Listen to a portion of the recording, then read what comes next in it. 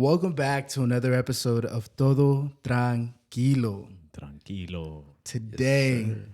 Today we have two special guests, two respectable men, I would say. I just met you, Dan. I've known you just through IG, Yes, but I can sir. already tell very respectable men. I Yeah, love bro. the energy already, honestly. Hey, I appreciate it, bro. We're glad to be here, man. And I met you. I don't know if you remember. I met you once, bro. And I didn't even know it was you, man. It was with Jeffy. Yeah, I didn't even know it was you. And I was like, yo, that guy's cool as shit. And you're like, yo, I'm Yonis. And I was like, yo, did you just win a giveaway, bro? Because a guy named Yonis just won my giveaway, and it was you, bro. So, yeah, man. It's been short, but it's been a cool Full circle, cool relationship, man. Yeah. Full circle. So, and we'll get into it because I definitely want to talk about your guys' podcast a little bit, the Off Topic Pod. Yes, sir. Off Topic Podcast. But I know on IG it's Off Topic _pod. Yeah, Yes. it's off-topic_pod. It's hard to find something that's original nowadays, man. Yeah. You know, It's difficult. my Instagram is mr.dchicas because Mr. Chicas isn't available, so I have to throw a D in there. You know, it's like, damn, everything's taken, bro. Oh, man. Go ahead. Introduce yourself as if you were meeting somebody. How would you introduce yourself? You ready? Ladies and gentlemen, coming in at 5'6", 189 pounds, the undisputable, I don't know, I ain't got shit, bro. Yo, I'm Danny Chicas. Yes, my last name is Girls. I don't know, bro. It's a pleasure to meet y'all. I know that you got a lot of viewers, bro. So yeah, I'm Danny. Born and raised here in Virginia. Car detailing is my business, man. I love cars. That's my biggest thing. I love socializing. I love talking to people. So this is right where we fit in, man. Conversations and good talk, bro. That's all. That's what I'm about. Nice. Yeah, and I'm Jose. Nice to meet you guys. I am 29 years old. I'm also a business owner like Dan's. Been in my business for like 4 or 5 years now. I do videography and video production. But yeah, it's a pleasure to be here, man. I'm not really great at talking about myself or It's okay, introductions either, man. But Listen, it's all right. You did amazing. thank you, bro. You did Thank amazing. Thank you. Yeah, Yeah, I bro. need you to 10 out of airdrop- 10, bro. Airdrop that intro for me later, bro. Something's stirring up. Oh, that was perfect. You got the Shit. I love it. Yes, sir. What about you, bro? I'm sure they already know about you, man. But tell us a cool fact about you, bro. They know something about interesting me. about you, man. Something interesting. Listen, you know the crazy thing is I have a podcast. That's probably the most interesting thing about me. I promise you. Hey, but these are good, man, because these podcasts can get spicy, bro. Yeah, I try to keep a balance. You know, a little bit spicy, a little bit tame sometimes completely unfiltered. Where it's, you know, I forget that the camera's there, and like I said, I always kind of throw out that disclaimer where it's like, listen, I'm not here to change anybody's mind. These are my opinions. If you don't agree, that's completely fine. So that's something I always just like to throw out there, especially if I just went like on a tangent and say crazy things. which happens on long form, media like podcasts. Exactly. But what made you? So a lot of people talk about starting a podcast. I've had endless conversations with people like, yeah, we should start a podcast. And a lot of my clients that I do video with are like, hey, can we film? But nothing ever really happened. So what made you take that leap of faith? Or you were just like, fuck it, I'm gonna do it, or Honestly, it definitely was kind of fuck it. I'm gonna do it, but it wasn't fuck it. I'm doing it. So before I moved here, I talked about it so much. Yeah, maybe I should make a pod. The typical thing you always hear. Yeah, we should make a podcast. Yeah, it would be funny. We always have funny conversations. I said that so many times that it was definitely a broken record. I know my friends were tired of hearing me. And They're probably like, yo, just fucking start it, bro. Hurry up, man. yo, when's this guy gonna stop talking about it? Just do it. And what did I do? Let's see. I bought the mic first, and then I think that's all I bought is the mic. I bought the mic, and I think if I'm not mistaken, it was one of these. Great mics, by the way. yeah, the quality on these are crazy. Yeah, They're great. I love them. Samsung, yeah. I might have dropped a That's what I Sweet used 16 real quick, bro. Just put on a beat and just. But yeah. Yeah, so I bought the mic. Definitely not even committing to even making it, right? I didn't have no soundboard. I literally just bought the mic. I ordered it off Amazon. It got to my home. I had it for maybe a week and a half because I was like, I'm definitely going to do it. Definitely going to do it. Excuse me. It sat in this closet for about a week and a half. And I don't know what it was. One specific Saturday, my fiance went out. I can't remember where she went. And then I stayed home. I sat on the couch for a couple minutes, kind of like bullshitted around Instagram, whatever, YouTube. And I was like, you know what? Let me just do this. Let me just kind of like at least test the mic. Yeah. That's what I told myself. Let me test the mic. Yeah, let me try it out real quick. Connected everything. It was just the laptop, the mic, and then my phone. And a crappy ring light that Jen had that we never used again. For makeup, probably. Exactly. And I tested it out and I was like, okay, this is this is cool. And I don't like the way my voice sounds like on the phone or anything. But I was like, hey, my voice doesn't sound too bad on the mic. And then I kind of serenaded myself a little bit and I was like, all right, let me just record something quick, right? Let me just record an intro. Just like, hey, this is my podcast, I don't know what the name. And if you go, I still have it up. If you go, not that it's been that long, right? But I still have it up. If you go, it's just the first episode. It's not named. I don't even say it's Todo Tranquilo. I'm just like, hey, my name's Yonis. I literally introduced myself just like I had you guys do. And I did it like 3 or 4 times, different takes. I was like, nope, that's not it. Nope, that's not it. Yeah. Finally got one good one that I kind of liked. And I was like, all right, put it out there. Send it.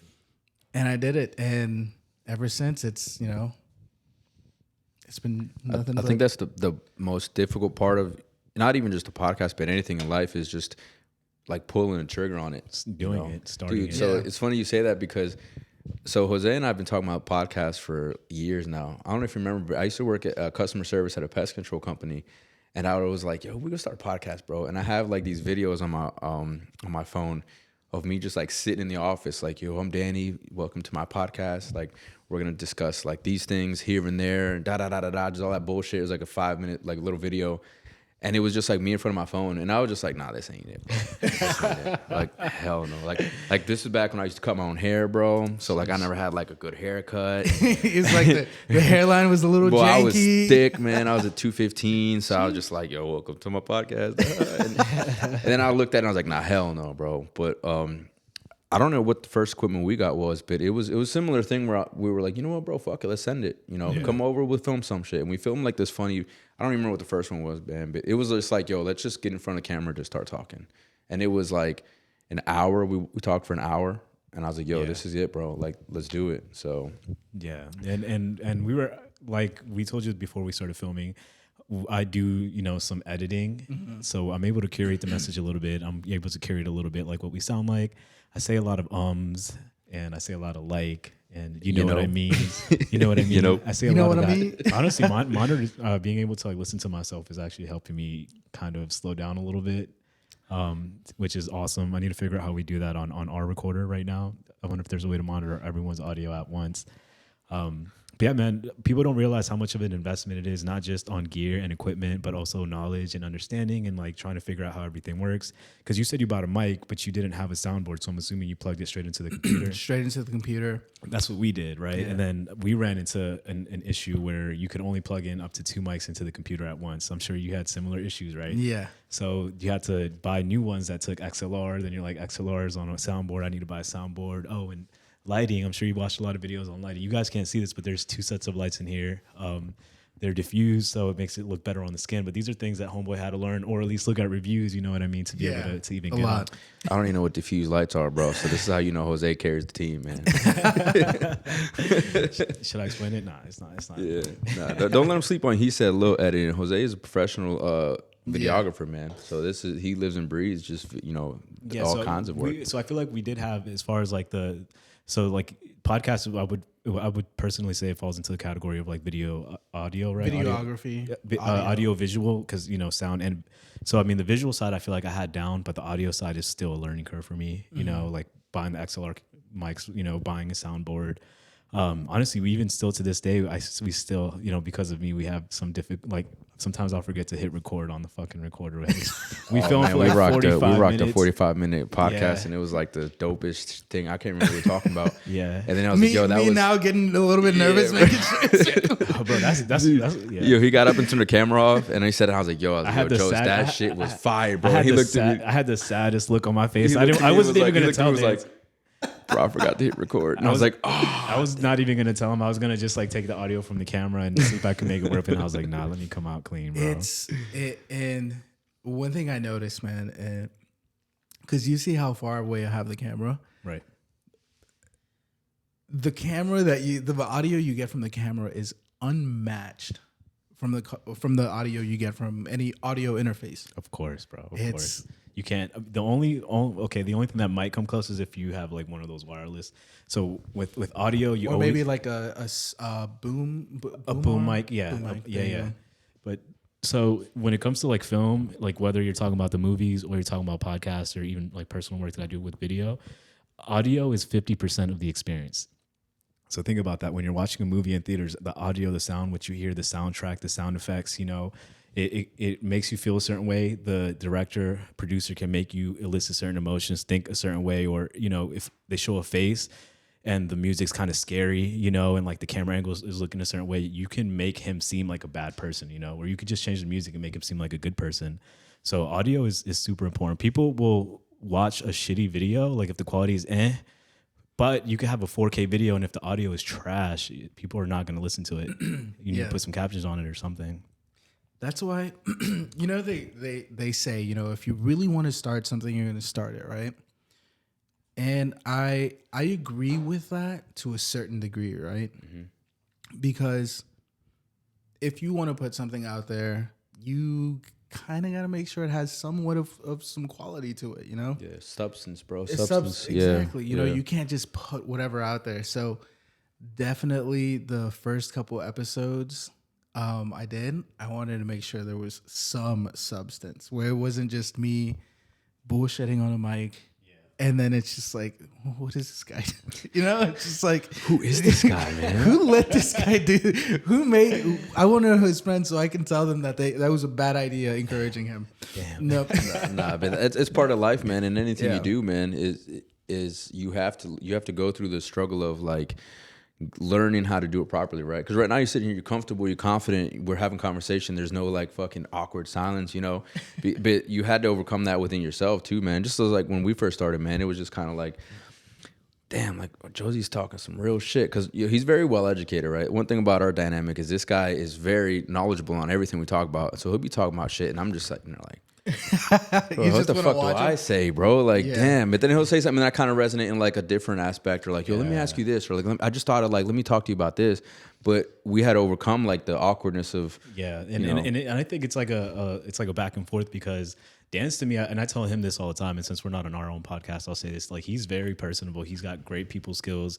Even before he had his business, the business he was working with before, people knew him because of his personable skills, his ability to make people laugh, connect with people, make funny conversation, make you open up, We had a guest recently that, was talking very openly about his like relationship and like how like that relationship was able, like I feel like it's hard for me to be able to open someone up like that, Oh yeah. But if we talk about, like business or something like that, like I feel like that's more my lane, but I feel like going back to the whole thing about substance, people care about what you've done, but they also want to hear the story of how you got to where you're at, or, what's the story, like what led you here. And I think in any medium, being able to tell a story and connecting with people is the way to do it, man. I think storytelling is like the best way to have someone be like, damn, that's how we started. And definitely be grateful for the beginnings, because there's people watching us right now that just heard you say that, right? So they're going to go back to your first videos. And first of all, you're going to get more views on it, which is dope. Awesome, right? But you're also going to let them see that, like, dude, you're not just this guy that had a soundboard and had a mic and just said, boom, all of a sudden it's Todo Tranquilo podcast. You got the edits and everything. No, dude, you came through like the little bit of that. What do I need to do and what am I doing, right? Yeah. So you show them, yo, this is real. Like, you're an organic person. This is stuff that you did straight from jump. And I gotta say, if it was, shout out to Jen, my fiance. Shout out to Jen. If it wasn't for her, because She was definitely the driving force behind this. You know what's crazy, bro? You're like the third person that we've talked to that has said this, bro. It's because, think about it. I'm a one-man band right now. You know? I identify with you. I identify with you, bro. I have to push myself every single time I decide to even make one, where it's like, who am I going to reach out to this time? And it kind of, I'll be honest, you know, completely open here. It scares me for the future sometimes with the podcast, because it's, you know, having an endless supply of guests is impossible to say that I will. Yeah. Now, is it impossible to say that I won't have an endless supply of guests? You know, it's not impossible because I could. Right. But it's just making sure you make those connections to have kind of like an endless supply. Right. And it's like, how long can I keep this up? But that's where Jen comes in, and she's the driving force for it, where it's like, hey, you could do this. You can connect with people. And since starting this, I've said this in a past episode with, I think, Francisco, young guy, super, super knowledgeable, is that you put yourself in a state that you're not used to, like networking. Like I remember, you know, that word being thrown around. I'm not a business guy by any means. So it's like me hearing this networking, I was just like, what is networking thing, you know? Yeah. And then it's like, I find myself doing that now. Yeah. Networking without really thinking about It's subconscious, bro. Yeah, It's a muscle you've worked out, and it's flexing without you even realizing, man. Exactly. Yeah. And it's crazy because you say that. Now I'm thinking about it, and I'm like, dude, there's two of us on our podcast. So our intention was never guests. We actually had people reach out like, yo, bro, can I jump on? And beyond that, you know, we've had 3 now. We've got like 2-3 more lined up. And it's just like, they're reaching out to us. Yeah. So it's like, damn. Now, if I put myself in your shoes, I'm very empathetic, bro. I like to sit, imagine what we're talking about. So like, I'm sitting here like, damn, who the fuck would I reach out to, bro? Like, I'd probably be sitting here by myself, like, so today I had a Whopper with cheese, right?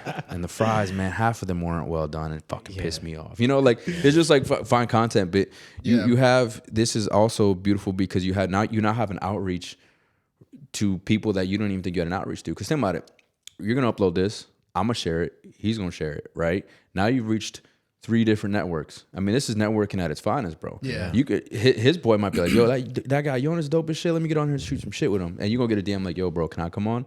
And this is how it happens, bro. It's all organic, right? Yeah. Or you reach out, man. It's like asking a girl on a date, man. You got to say, hey, so I've noticed that you do this online. Would you mind coming on this podcast? You know, or it would be an honor to have you on my podcast. You got to use those big words and make people feel great. I find myself being very nervous when I ask people to be on my shoot podcast. your shot, bro. Yeah, Shoot your shot. Think about like this. I think about like, and this is not real statistics, bro. It's some bullshit. But probably like 60-70% of people in this world wish they had a fucking podcast, bro. Let's be real. Everyone we talk to, like when we started ours, oh, bro, I've been thinking about starting a podcast. Yo, I was gonna start a podcast, and I'm like, bro, do it. Like, there's nothing wrong with it. Like all of us wanting the same thing. I've definitely encountered that. And I say the same thing every single time, right? Do it. Go for it. Yeah, send it, bro. Full send. Do it. One example I always use is YouTubers. How many YouTubers are there in the entire world? Man, I wish I had that statistic. Yeah, there are new accounts every day. I can't remember how many and like how many new hours are uploaded. And on top of that, how many of them are actually, like, a lot of them are actually successful. A lot of them get over 6 figures. You don't have to have, and you don't, you know, you don't have to be the top YouTuber to make 6. I was gonna say we don't even see the success is measured in such a weird way because success could be wealth, but success could also be fame, right? So like you said, man, we don't even see the people that are making, dude, if you can make 6 figures, you're cooling off YouTube, but we don't see those people. We see the ones making millions because, I mean, they're all the way up. But even if you're comfortable enough to make 6 figures a year off of this or even get sponsorships or people like, let's say you start getting celebrities on here, bro, you may fuck around, shoot your shot at the Liver King, that man shows up, you know? Yeah. And then you're out here roasting his ass. But it's like we see the top tier people and we're like, nah, we ain't gonna get there, bro. But you don't realistically, you gauge success as how you gauge it, bro. It don't have to be the same goal as, like, let's say our serious influencer, like, you know, I can't name one off the top of my head, you know, Logan Paul, bro, Impulsive. Like, that's, you know, we're the number 1 podcast in the world. It's like he sees that as that way, right? Mm-hmm. Your podcast could be the shit. You could be like the hottest thing in Virginia, bro. Yeah. You know, and that to you is success. And now you're there. Now you maintain it. But yeah, man, like, I think it's the fear of putting a video up and getting like 2 views, I think, right? Or just not wanting to do this work because it's honestly, it's not. People don't see the behind the scenes, bro. You were setting up before we got here. You know, you're gonna take all this down. We're gonna leave, and you'll still be moving stuff around. You know, people don't see the back end of things. So. Wait, you guys aren't gonna help? Say no, I'm kidding. Hey, look, the first hour is free, bro. All right, first hour is free. Help, bro. No, I'm kidding. Yo, shout out White Claw, really. This one's pretty good, bro. Black cherry. I'm about to have a ruby grapefruit. Jose, I'm assuming you don't like to drink on the Jose's weekdays. sober, bro. No, I'll take one. Wait, what? Don't lie to the people. He said, I'll take one. He doesn't drink. no, we got this. I ain't gonna air him out, bro. We got. Two-term Toro. No, we got No, this I thing feel- called. no, I No, just- I'm talking shit, yo. Josie's the man, bro. We got this thing called 2-term Toro, bro. Yo, we used to go out and get drunk, right? And Jose's a funny drunk because you look at him, you can never tell he's drunk. But there's a certain point where he starts going like this. and one day I was like, yo, Josie. I call him Josie from Josie Wales, if you guys know who Josie Wales is. He's an outlaw. But I'd be like, yo, Josie, 1 through 10, I fucked up, are you, bro? He's like, bro, I'm 2-turn. I'm like, oh, 2-turn Toro. And that's how that came out, bro. So That was during my youth, man. You know, we all had some wild days. I'm sure you got some days You know where what's crazy is I definitely still get wild. Hey, I just saw your previous podcast where you guys were, in recovery mode, bro. Damn. Dude, hey, getting drunk hits different as you get older, bro. It definitely does. The crazy thing is getting drunk when you hit, I would say, once you hit over, I feel comfortable saying once you hit over 26 years old, getting drunk and getting that hangover is never the same. No, definitely not. It takes some people take 3 days to recover. Yeah. Or even a week. I've seen it, bro. I've seen it. I feel like I personally can't relate. I have mornings that I didn't used to have where I feel like a little bit foggy, but I'm never like, I see people with like almost like migraines and like, you know, like they're slumped. That's because you also have you know how to pace yourself. Yeah, and I You're drink a lot. really good Dude, at if I'm that. getting fucked up, I'm drinking a lot. You drink a lot of water, Yeah. and also you know what you're drinking, right? Like you're not mixing shit. Yeah, like I have 2 nights out, bro. One night out is like, let's say some couple whiskeys, and we're chilling, and I'm drunk and I feel it, and then I get home and I go to sleep and I wake up and I feel good. I'm like, oh shit, okay, I'm not hungover. Yeah, you started fucking with those old fashioned.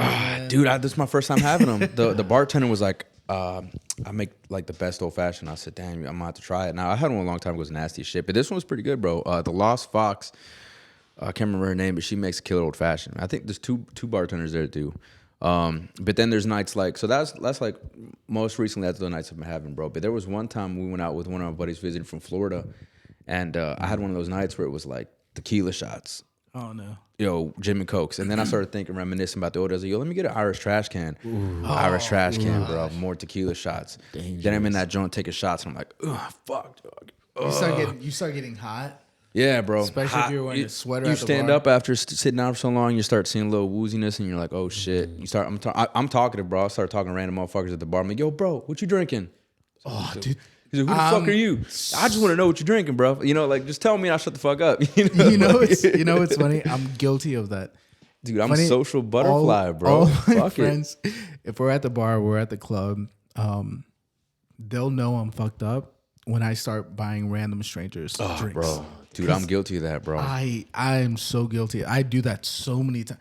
Yo, what's up, man? What you drinking, dude? You want to take a shot with me? Like I get trashed, and then I'm like sitting there 30, 40 minutes with a random stranger talking about God knows what. Yeah, bro. And that's a cool thing too, bro, because think about it, there's a lot of reasons people go out and get drunk, right? But one of the coolest reasons is to go socialize, man, to let off like the fact that, yo, I've been at home all day. Let me go grab a drink, see who's out, you know? And it's cool to see the same people, but you meet someone new and it's like, y'all vibe, it's dope, bro. Yeah. But those nights are a little different, man. That one night with this dude, I woke up the next day, I had to cancel my appointments. And I laid on the bathroom floor till probably about like 4 o'clock. I ordered a fucking sausage, egg, and cheese croissant from Filling Co. Yo, Filling Co is banging. If you've never had it, yo, their breakfast is legit. And they got plátano su crema, bro. Oh, my God. Anyways. I'm going to have to get hit. Bro, it's right down the street, too. What? Oh, it's here. Yeah, it's Filling Co. It's right down the street, bro. Shout out Filling Yo, Co. DoorDash, my best friend, dude. But I ordered this food, and it sat in front of my front door for probably about 3 hours. Because I was so fucking hurt. I'm trying to figure out when It was with Eric from Florida, bro. I don't think I was there. Nah, you Josie, when Josie don't want to hang out, he'll just tell you. I was busy that day. Bro. Yeah. I was busy that day. Yeah. It's either a yes or just like your message was read. You know. I you know what's crazy is I feel so comfortable now. Maybe it's the White Claws. I don't know. Shout out White Claw. I'm gonna go ahead and unwind here. Ooh. You know, when I first saw you, Jose, I definitely thought you were like, not that you were serious, but it was just like, yo, be honest, bro. Keep it 100. I was just like, I saw him and I was like, I don't know if I can joke around with him. Damn. Oh, like, yeah, he's got that face, bro. Really? You got that face, bro. You got that face, and that's why when you were like, can I use my phone? I was like, yeah, bro, go ahead, man. That's why I was like overly like giddy about it when you asked me. Okay. Yeah, you thought he was gonna be like, I'm gonna use my phone now. Hey, I wasn't asking you. I was just seeing if I could fuck you up right now or later. You know what's funny? I was this is gonna sound super random, but I was thinking when I was back in middle school and like high school, like I was really quiet. You know, I'm actually really kind of shy. I used to be more shy back then. We used to not talk, and then I like to think of myself as a funny guy. You know, according to 10th grade yearbook, I was the funniest kid in school that year. Yeah. Shout out County. It was actually or Douglas. Yes, Shout out Douglas. But the thing is, like, before people would meet me, you know, I wouldn't really open up unless they opened up to me first. People would be like, man, I used exactly what you said. I used to think you were serious or you were like, you know, try to be some tough guy. Whatever. But the whole time, bro, I'm goofy as fuck, bro. Like he is, yo. He's funnier than me, bro, and that's hard to do, man. I'm like Kevin Hardy's Dave Chappelle, bro. This guy's over here talking himself up. No, he does this too. It's because he does this. He hypes me the fuck up, bro. He's literally like my hype man, bro. You should see. Sometimes I wonder if people on Facebook like think we're gay, bro. Yeah, because he's always like, damn, you know, like damn, Zaddy, chill. But dude, honestly, you need people like that in your corner, bro. You need people to also hype you up. You know, like that's wifey for you, you know, and again, you're saying I'm your wife, bro? I mean, I didn't say that. He got nervous. You my hype man. Hold on, I don't see no ring, baby. Like, nah. No, but going back to the whole wifey thing, I mean, like I said, we had a guest last week, and you know, he was talking about, you know, his business. He just opened up his 4th restaurant, but you know, before he opened his first restaurant, you know, it was his wife that was kind of like, hey, you know, I kind of want to try something different. I want to do a venture, you know, and even though she was a little bit hesitant, he was the one that's like, let's do it. But she had all the information. She had all the the experience. You know, she had the know-how to open up a restaurant. And even though they've never done it before together, you know what I mean? They were able to pull something off that you would never think that you could do solo, you know? And that's just like the podcast. Like Danny said, if I was on the podcast by myself, I'm pretty sure I would just be ranting about either creatine. Yeah, some random ass shit, bro. Conspiracy theories and shit like that. That's the type of shit I'm into. But to touch back real quick, man, like you said, so he's intimidating as fuck, bro, right? Am I? Yeah, a little bit. And like the thing is, I mean, did you not hear the way I said hello? Hey, how are you doing, man? I noticed this I was dapped me. you out. This Yeah. legit, bro. Yeah. Dang, what is it, bro? Is it Here, because my look, face is we're gonna serious, dive in, bro. So I've known Josie since middle school, bro. So I've known him for about 15 years. I don't know if I like this, bro. He's always been the type to read the room before speaking, you know? And it's crazy because you always want to have someone like that in your life because you can kind of gauge, like, if he was uncomfortable, there was a reason for it, you know? And then you got to kind of realize, all right, like, what's going on here that's not cool? What you know? made him uncomfortable? Exactly. Yo, it's funny because one time we were at a party, bro, and he's like that, right? So the whole party's chilling. He's in a corner, and there was this girl that was just like they were like same energy type shit. This girl, Lindsay, shout out to Lindsay. I don't know where the fuck she went, bro, but she was like super cool. She was big on psychedelics. But anyways, she's like looking at him hard as fuck. We're at a house party, and I'm in that joint a little drunk, and I'm like, yeah, what's up, everybody? Everybody's cool, and everyone's you knock jokes and shit. And he's just sitting there. She's looking at him like, and then she goes, I'm trying to figure you out, but I can't. And he's like, I'm trying to do the same thing. Yeah. And so I'm really big. I'm really big on something called mirroring, right? And like, and something I do not subconsciously, but I mean, we talked a little bit about NLP, right? Neuro-linguistic programming. But if you want to build a rapport or like kind of like a friendship with someone that you just met, you know, like if you're sitting like this, I'm going to sit in a similar position, you know, and if you sit back, you know, and people do this, this happens all the time, whether you know it or not, it's happening when you're trying to like someone or someone likes you, like their body language, you start mirroring their body language. You know, I'm left-handed, bro, so I can't do this. I thought about doing it just to mimic you. People will use these types of things in like sales tactics. You know, it's a little bit manipulative, you know, but people will do this in sales tactics to kind of build, even if it's almost like a fictitious rapport until it does build into something potentially, you know, or until they make the sale, you know. Yeah, hopefully. It's comfort. Yeah. Especially like, let's say you and I, let's say us three are having a conversation, and like, let's say I'm sitting like this and we're cool, right? But let's say that like I'm not fucking with Josie, so I'm like, yo, bro. So like, and I'm like, sis. So now he feels that energy. It's like, yo, and he knows that he's being cut off from the conversation. Exactly. So Jose's, he actually studied a lot of neuro-linguistic programming. So y'all are hyping me he knows, bro. Y'all are hyping me up way too much. No, my man knows, like, dude, he can, like I said, he can read a room, but he can also read people, and that's cool because he can break down, he can break down just about anyone or make himself, like, insert himself in a friend group. We'll be at a bar, like, a bunch of motherfuckers out there, and he'll be like, yo, he'll bring up something that, like, someone else like, oh, I know about that. Next thing you know, we're in a fucking group of people that I don't even know who they are. I'm like, how the hell did we end up here? It's just because he's got that ability to gauge things and then just kind of. I feel like I have a stupid look on my face because this is all hard for me to take in right now. It's cool, bro. We're gonna make it work. We're gonna hype you up, bro. I like it. Yeah, I'm here to build you up, bro. That's the way I live my life, man. I like people around me that like you, bro. Like I met you and I was like, this man's dope as shit, bro. I don't know if you see him commenting all that shit. I was like, yo, my man fucking killing him, bro. Yeah. So something's stirring up. I carried that shit heavy. I'm definitely big on giving the energy that's given back to me. Yeah. Like, I mean, before I started this podcast, I wouldn't post anything on my IG, especially story wise. Now, like, I find myself reposting things from like other businesses or just people that I know. I find myself doing that so much now. Yeah.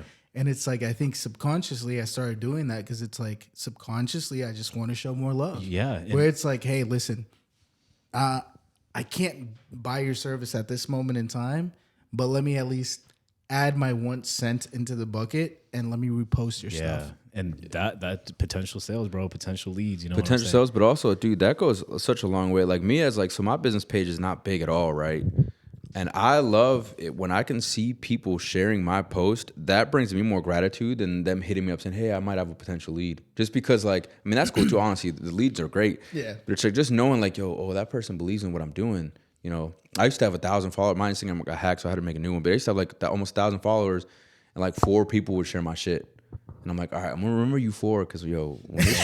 When I make it big. When I've got a Bugatti, like fucking, I'm going to buy everybody one, bro. I'm getting 4 of them, Hey. But it's cool because you see that and you're like, damn, you're like I like to share your shit too, It's never competition, bro. One of the biggest things people fuck up is there's no competition in this world, dude. I'm in a line of work where there's easily about 24 other same businesses here.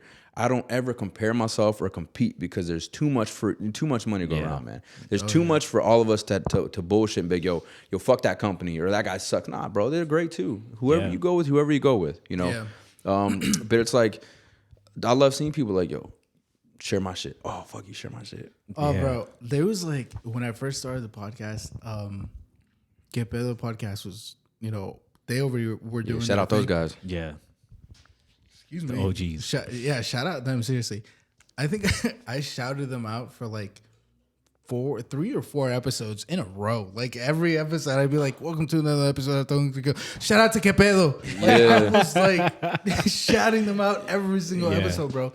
And like I said, it goes back to, if somebody says like, oh, I've been thinking of doing it. Go ahead and do it. There's plenty of food on the table for all of us to eat. Yeah. Especially being from Virginia. Yeah. Yo, stop staring at my plate and get your own. Yeah. Seriously, though. And it's not just with the podcast. It's like with anything else, and it goes back to the whole, beginning of, the roots of things. You don't have all the answers in the beginning. We've said this before.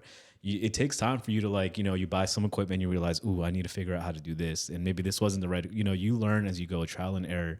You make mistakes and you get better, and I know you said that, in the beginning, you don't want to just upload, whatever, some trash.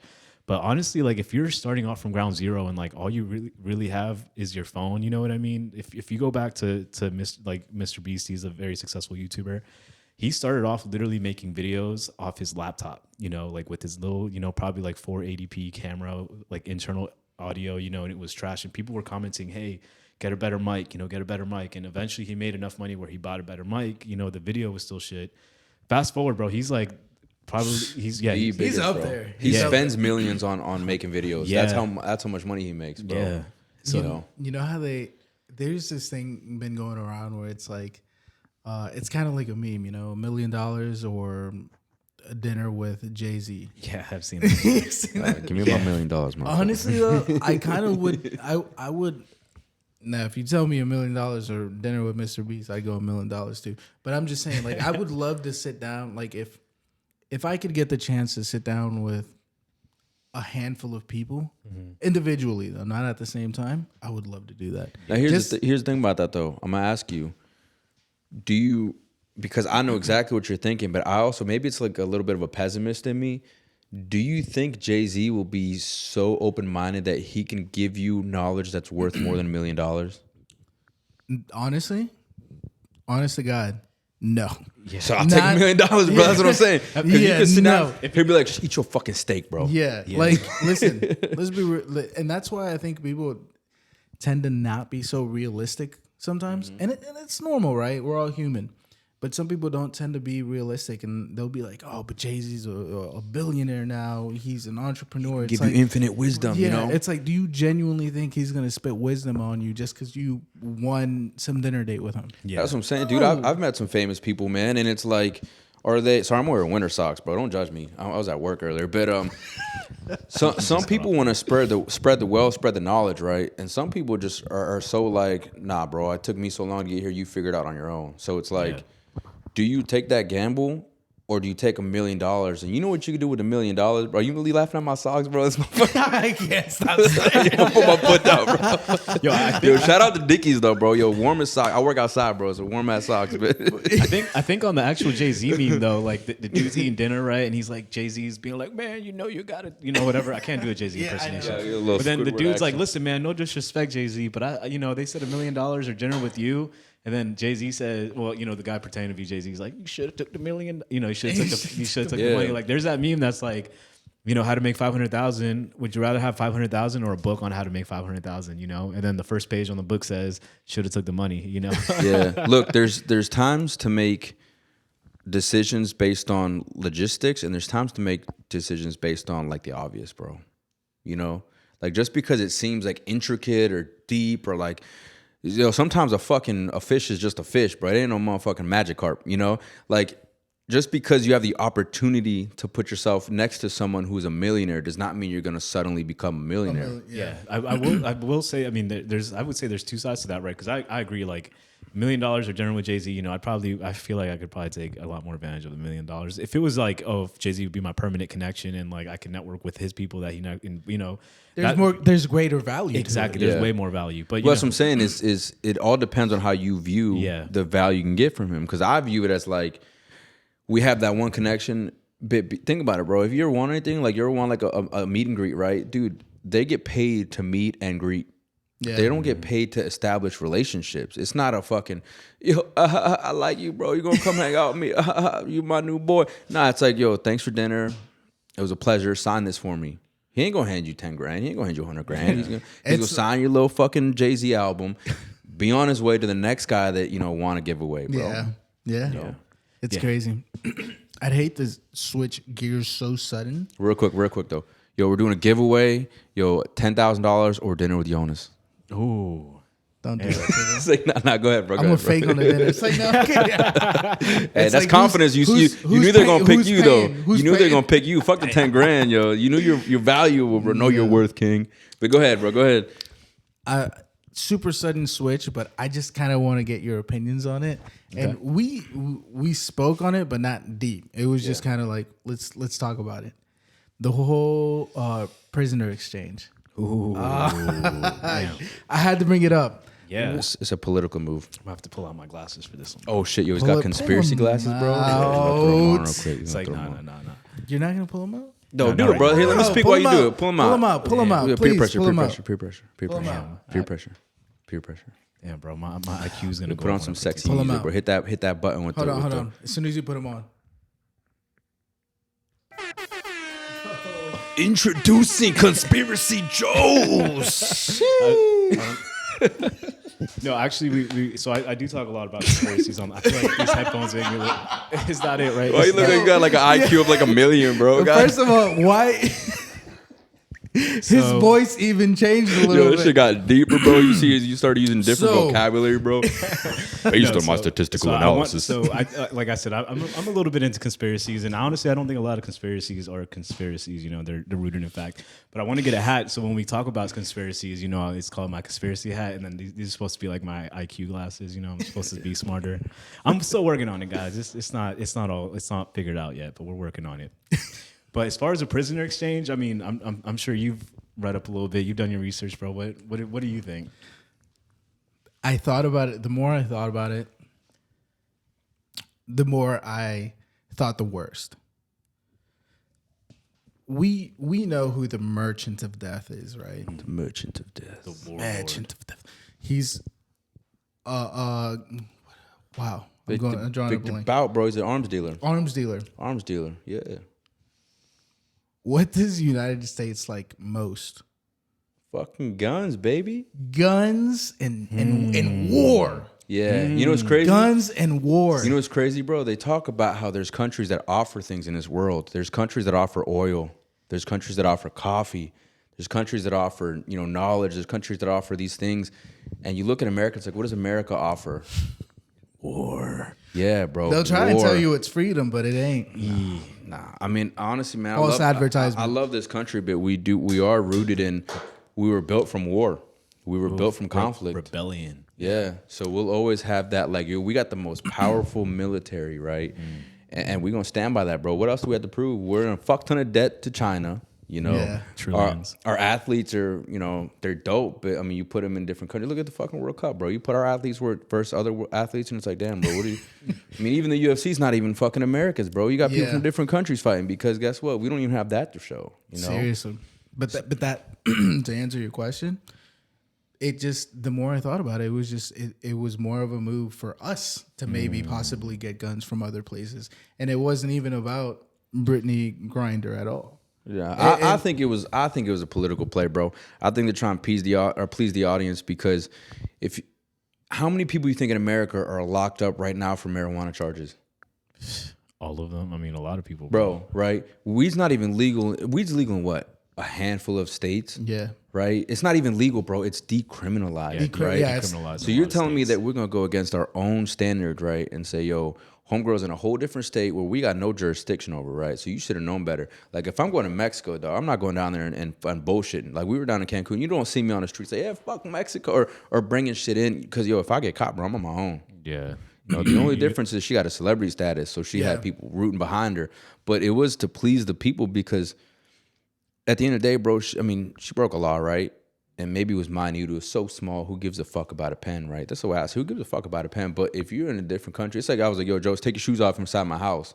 And he don't take his shoes off. And then you just steal off on him. Yeah. It's his fault. I'd lose that fight. But I'm going to be like, Josie, what the fuck? You know what I'm saying? Like, take your shoes off, bro. But it's like, she's in a place that she knows damn well, bro, you're going to fucking Russia, dude. Why would you not be on your P's and Q's? Yeah. Why would you think you could finesse a whole ass fucking... I mean, you don't think you could finesse the TSA in America. Why would you think you do that shit in a different country, bro? A lot of people were saying that she just got a little bit comfortable because that's what she does. When it's the off season, she goes off to Russia to go play. So a lot of people were saying that it was just comfortability, that maybe she's probably done it in the past and she never got caught. Hey, bro, comfort will kill you. I was just going to say that. Yeah.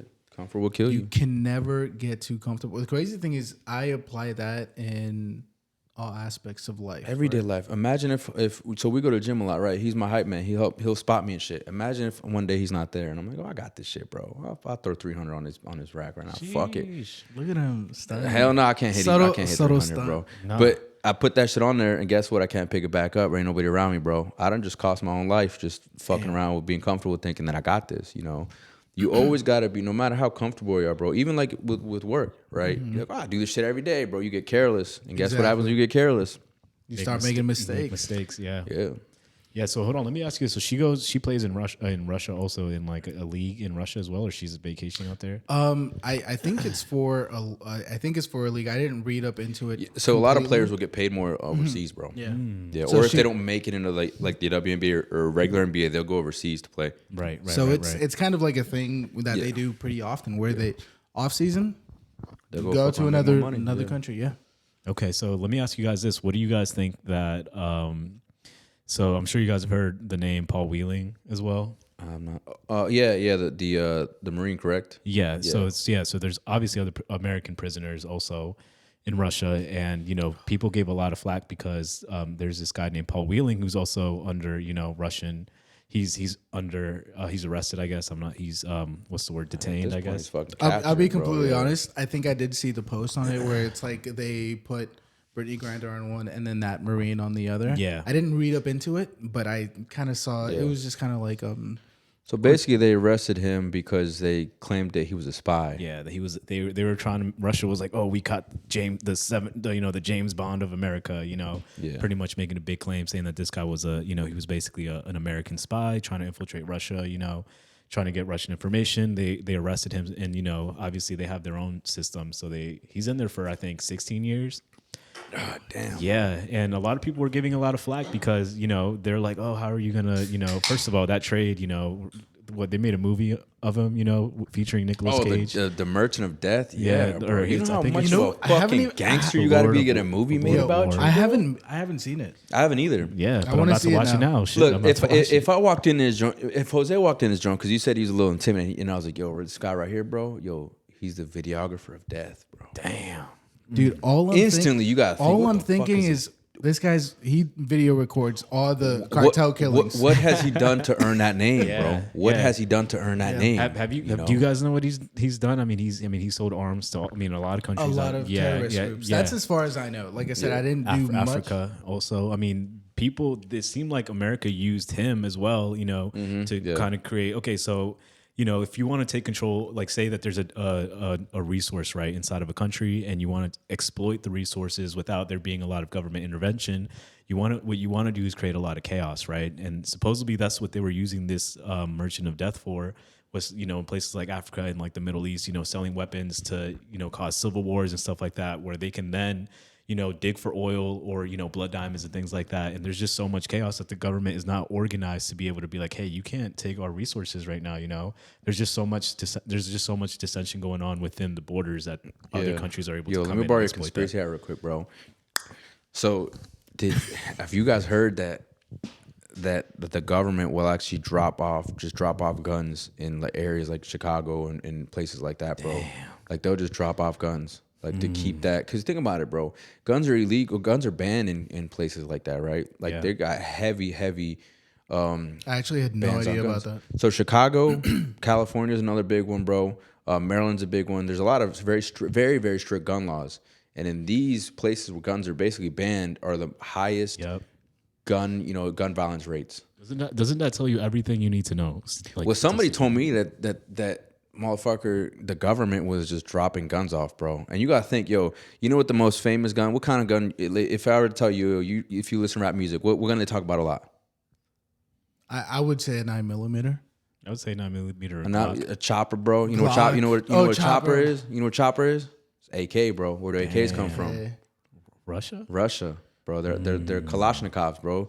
So you gotta think like, damn, what if America was using this motherfucker too, bro? Come on. I mean, this is all conspiracy. Don't listen to me, bro. I mean, this White Claw is hitting different, bro. But this is why I said it. That's why the more I thought about it, I was just like, maybe we just did it not even to please the people, not even to free her. We needed him back on the ground. Yeah, exactly. Like, okay, it's been too long. This is the perfect time where we can release him and nobody will even. We don't want that other guy, though, bro. Fuck that other guy, bro. He's serious. That's gonna cause tension between us and Russia. We gonna get that WNBA jump. She can come right back. Who gives a fuck? She'll score 10 points next game or some shit, bro. You know. Yeah. And fuck it. Yeah. And we'll look good in front of the people. Oh yeah. It's a 2-for-1. Yeah. Come on. That's what I'm thinking. It was a hard trade for them to pass on. Yeah. I mean honestly, you could have even said, yo, dude, I got the Merchant of Death, bro. Give me both of them. You can have them. I don't even think they tried to do that shit, bro. With Paul Wheeling? Because they probably just wanted to go ahead and just let's get him out. So they actually got a lot of backlash because they chose someone from the WNBA instead of someone who served the country. You know what I'm saying? Who the fuck watches the WNBA? I'm sorry. Yeah, damn, that was rude, bro. We actually who the fuck watches the WNBA, bro? And not okay. I think we'll talk about it. I think we're gonna save that because I want to talk about it after we take a break. This will probably be one of my longest episodes. Okay, get it, bro. Let me just say one thing. The WNBA, I found out yesterday, loses $12 million a year. Is that how much it was? $12 million? Yeah, What? yeah. They lose $12 million a year. So, But they do say that the WNBA does that just like any other bit, like Jeff Bezos and all them do that shit. It's for the taxes, bro. They'll claim their losses, but in reality, they put money other places. So in order to get a tax deduction, they started a women's basketball team. How crazy is that? Of all the things they could have got tax deductions from. Yo, name somebody else from the WNBA. Real quick, name somebody else from the WNBA, bro. I can't. I can't. Comment who you... Don't even fucking look it up. Stop cheating, motherfucker. Drop in the comments the first WNBA player name you know, besides Brittany Griner. And I'm gonna know if you're lying because I know you Google that shit. But let me see it. Let me see how many people know, bro. But before we cut it into the break, I want to put one quick meme out there that I saw that I couldn't stop laughing. And the crazy thing is, one of my friends said it in our group chat, not verbatim for word, but pretty much the same thing. Where it was like, "Great, we just got a basketball player that we had no idea who she was." Until she got caught and Russia got their plug back. Yeah, bro. Hell yeah. And that's. I mean, I know you want to cut it there, but yeah. Say something. No, I mean that's absolutely true, bro. They're like, I'm gonna go back to this, man. We had somebody serve 8 years. You know what I mean, in the military for America. You know, and that man is still locked up. I think he's been locked up for 4 years now. But I will say, you know, bringing up Brittany and like her being arrested in Russia did bring up the conversation about Paul Wheeling. I'm sure no one was. I didn't know about it. So it brought awareness, bro. You know, under the sheets. And you know, obviously, like the Biden administration did get a lot of backlash about the same thing I'm saying. Like, why didn't you release this versus that? And they were saying it wasn't a negotiation; it was either her or nobody. That's what they're saying. And obviously, to cut out to save your hand, you cut off a finger, bro. Yeah. So. I mean, that's where I'm gonna leave it. I'm not really sure if I had another point. We'll go ahead and leave it at that. Yo, we'll be RB, boy. We'll be RB, guys. We'll be RB.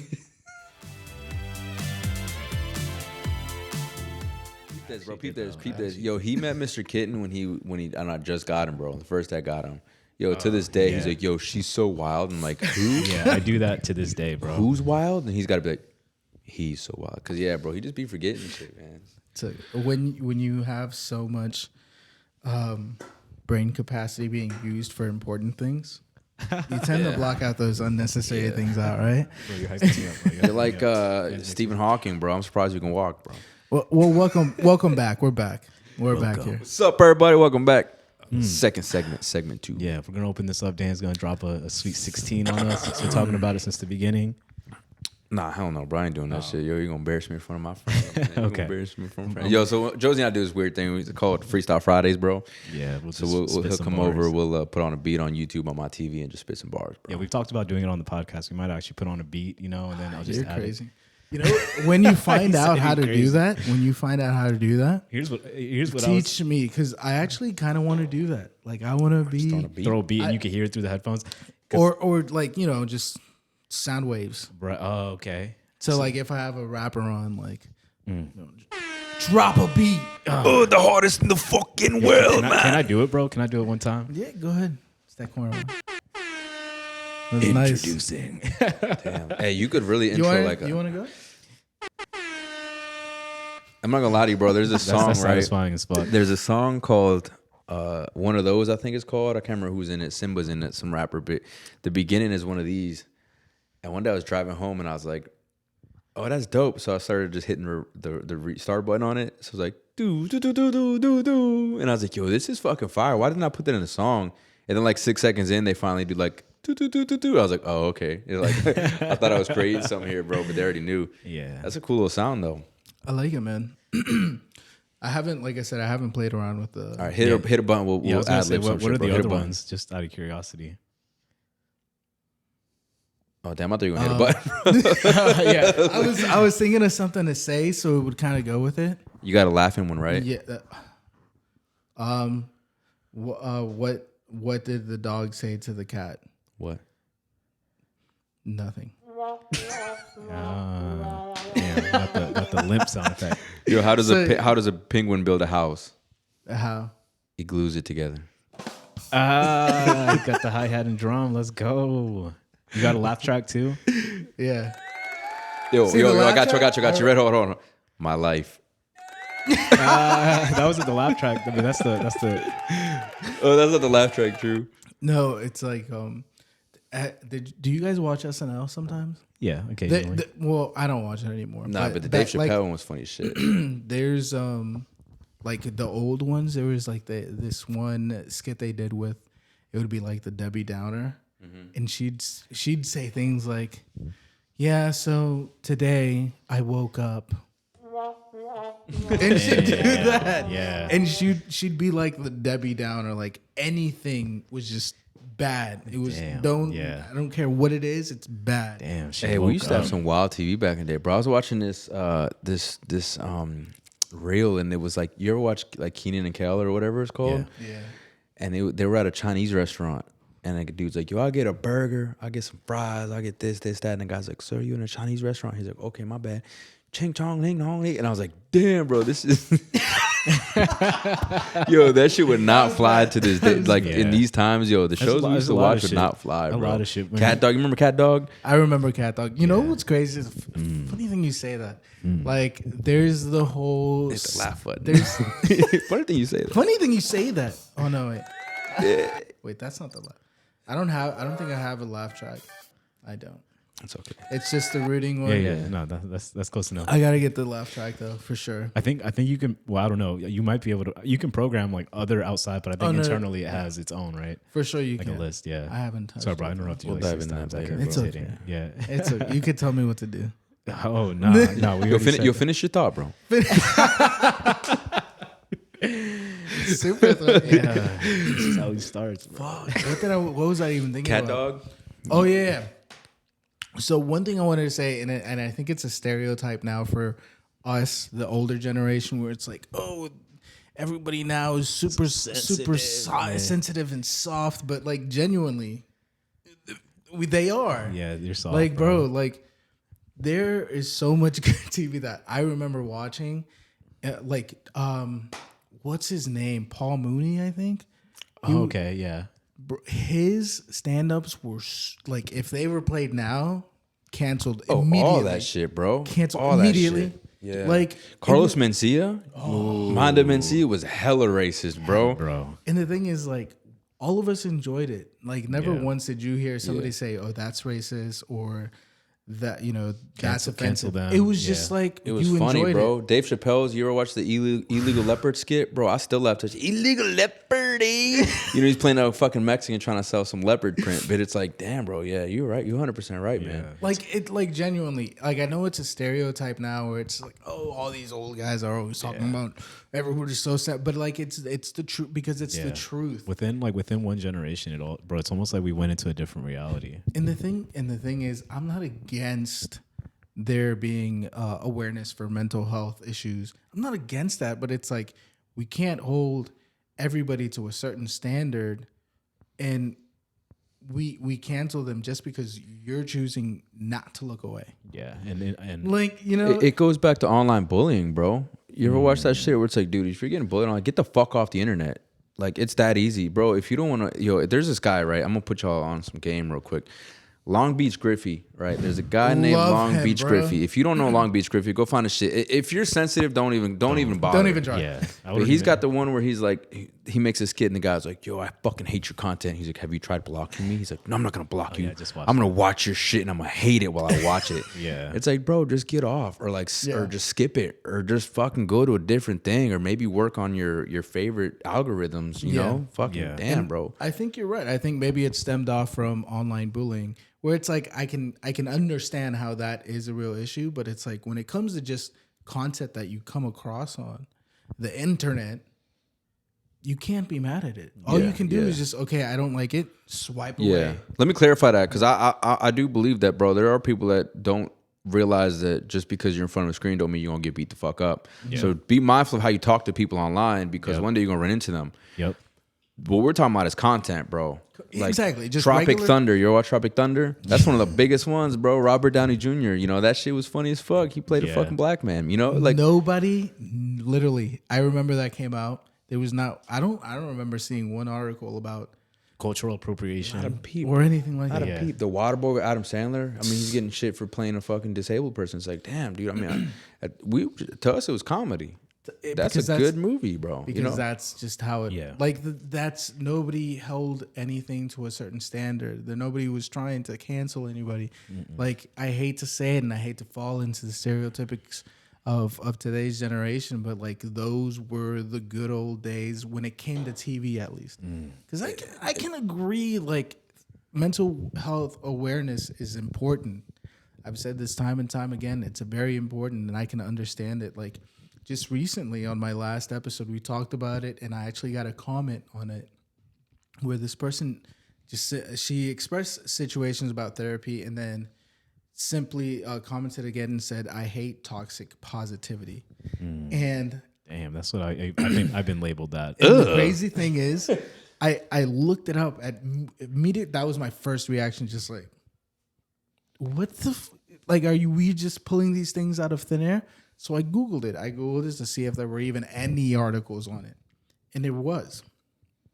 And the thing was, I read on a couple articles and I read a couple definitions, and it was like, I can see how in certain situations, not all the time, that's where. Can you give us a quick just insight on what you found? Because I'm where you were when you find that. So part of my ignorance when I said but like I'm where you were when you first heard it. So in what instance would toxic positivity not be or be a thing? Positivity be toxic.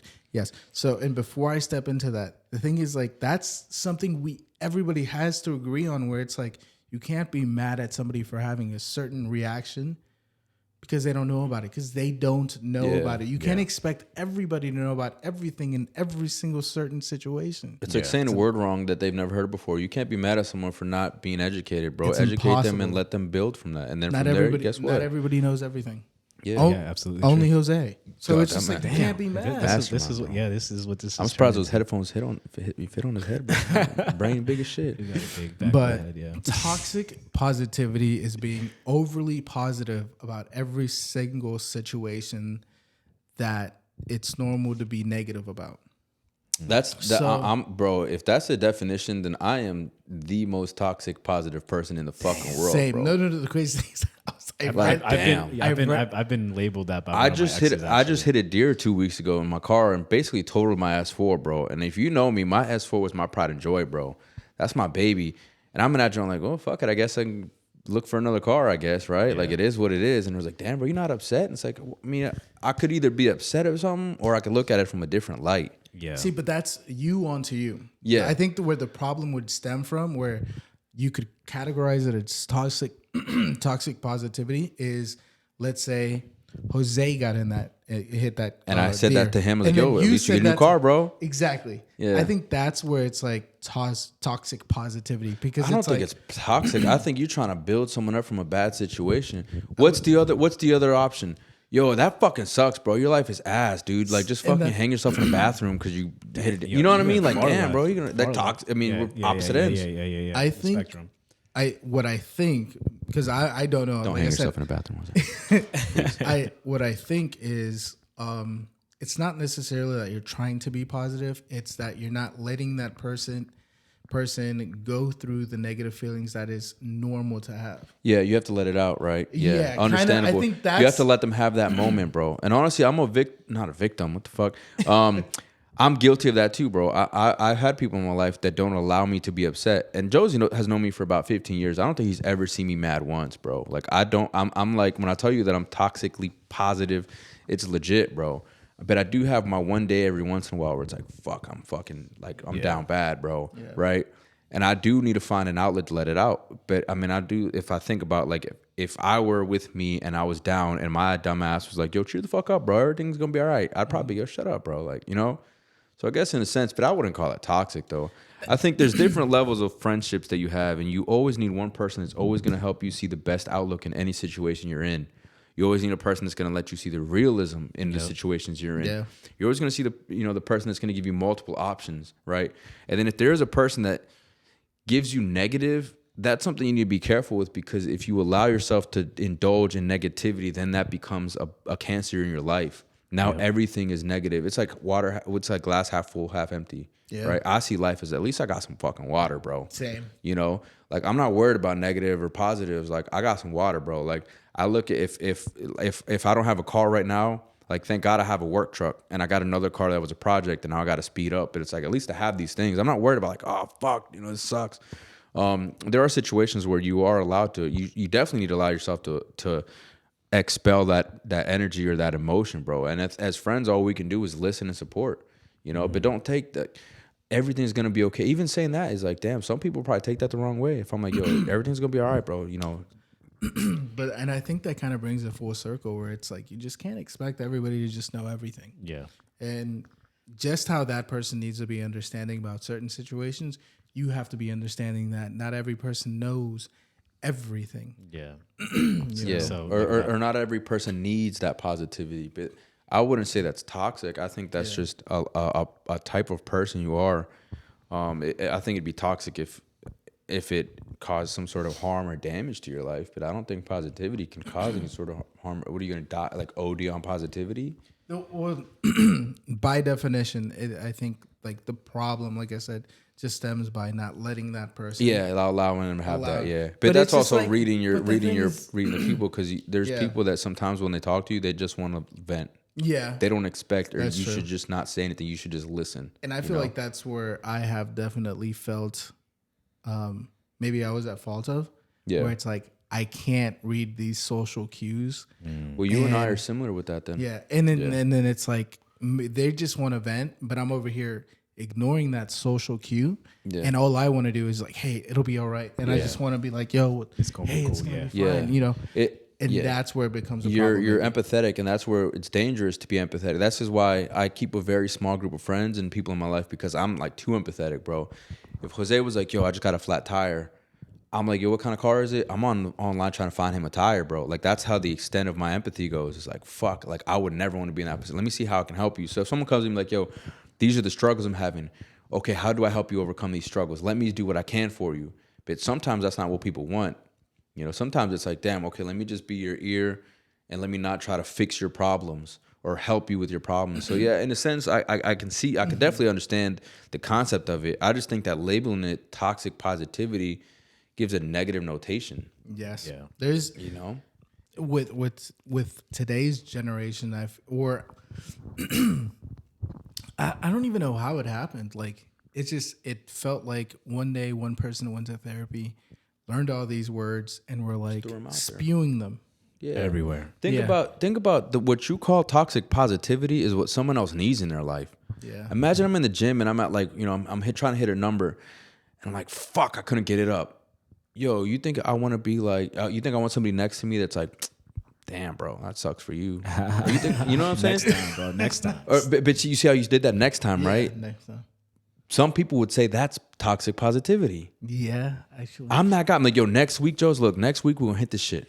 Guaranteed, bro. We're building the strength right now. But it's like some people would even take the fact that he said next time, be like, wow, you thought talk to me like that, bro. Yeah, like, you think let I me- need that positivity? Let in me my feel life? what I want to feel. Yeah. Yeah. Let me sit here and not lift heavy because I fucking suck, bro. You know, it's like, do you need that or do you need someone in your corner that's like, yo, dude, Yeah. next week you got this? Yeah, when someone labeled me like, toxic positivity, I was baffled. I was like, hold up. You were why- taken back, right? Yeah, I was That's like, how well, it's- yeah, honestly. See, he's I- experienced it. That's why his reaction was different. So you've experienced that. Yeah, and like I honestly like I've been called that and I figured I knew what it meant. I just had to look it up right now. You know what I mean? And it says like you're minimizing situations that you should be stressed out about, or you're minimizing someone else's situation. But I feel like if someone calls you toxic or labels you as a toxic positive person, I guess. I mean, I feel like that usually happens between a boyfriend and girlfriend, right? Or like, because for example, like I feel like as men we're generally more of a problem solver. You know what I mean? Yeah. So we'll usually be like if your girl's venting to you, you know, like you said, sometimes they just want to vent. But we're thinking of like, oh, this is the like this is the solution. We don't catch that social cue Exactly. that they're trying to give yeah, off. and I've definitely tried to be better about that, but I still catch myself like when someone's just like, in past relationships, someone's trying to vent to me about something. I'm over here while they're talking to me, I'm thinking of like how can we fix Solutions. this? Yeah. Yeah. And I feel like men generally are solution, wired to think about problem solving, you know what I mean? But again, and I don't know. I mean, I feel like I would rather have someone that will let me, be like, hey, it's gonna be okay. Like, we're gonna figure it out and, try to problem solve together and things like that. But again, somebody might take that as toxic positivity. I'm not really a big fan of labels.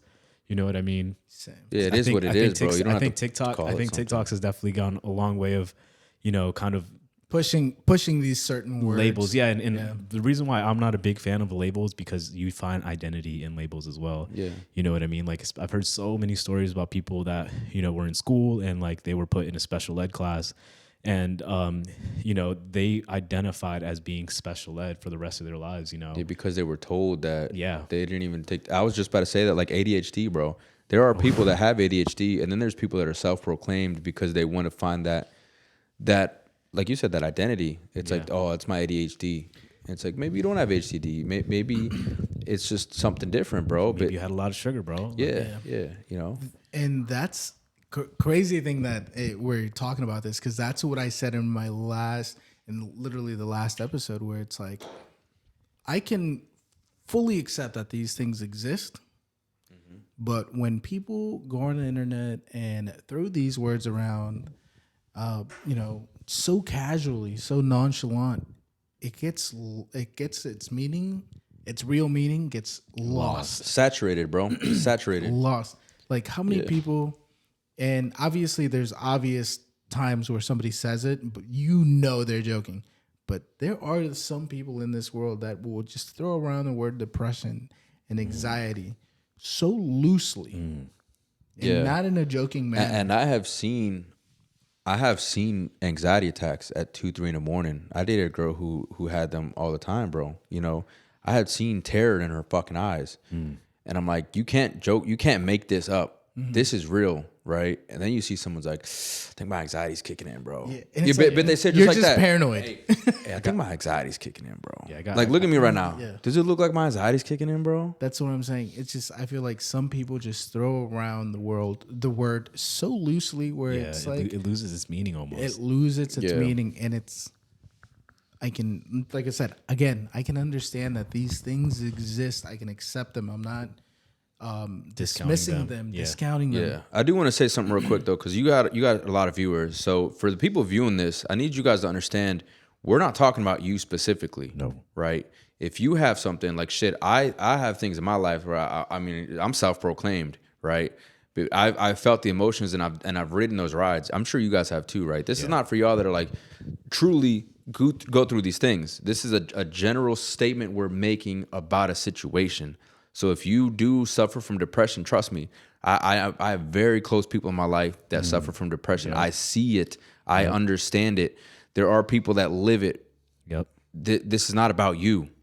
This is not about the people that feel what this is. This is just a statement about the fact that, there are people that say these things because to them it's either cool or it's just an easy way to not identify a real problem in their life. Yeah. Mm-hmm. Or they're just trying to identify and fit into a group. Yeah. Yeah. Dude, I met a guy who was talking about how his son, he's in high school, would say he's pansexual or some sort of sexual.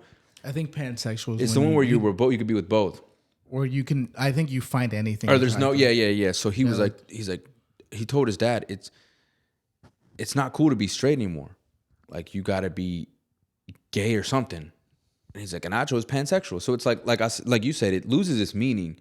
Now he's just going around proclaiming that he's this sexuality so that people shut the fuck up about it. And he still had a girlfriend and everything. He was never with a man. It was just not man. He was still in high school, but you know what I'm saying. He was never with another sex. He's never with another sex. He was the same person he was. He just identified himself as this sexuality to avoid being bullied for being straight. Right now, that's a little bit deeper than what we're talking about. Like, but again, it's a self-proclamation that just simplifies the life you're living instead of going to see a therapist. And again, I'm gonna double down on what Danny said. I mean, depression definitely does exist. People can clinically be diagnosed, with ADHD, depression, anxiety, and I don't have to go too far. I have family as well, that are on medication and they actually have to check into certain places, you know what I mean? Because it's chronic where they can't even live their daily lives because of, how severe some of these things can be. So I've seen it too.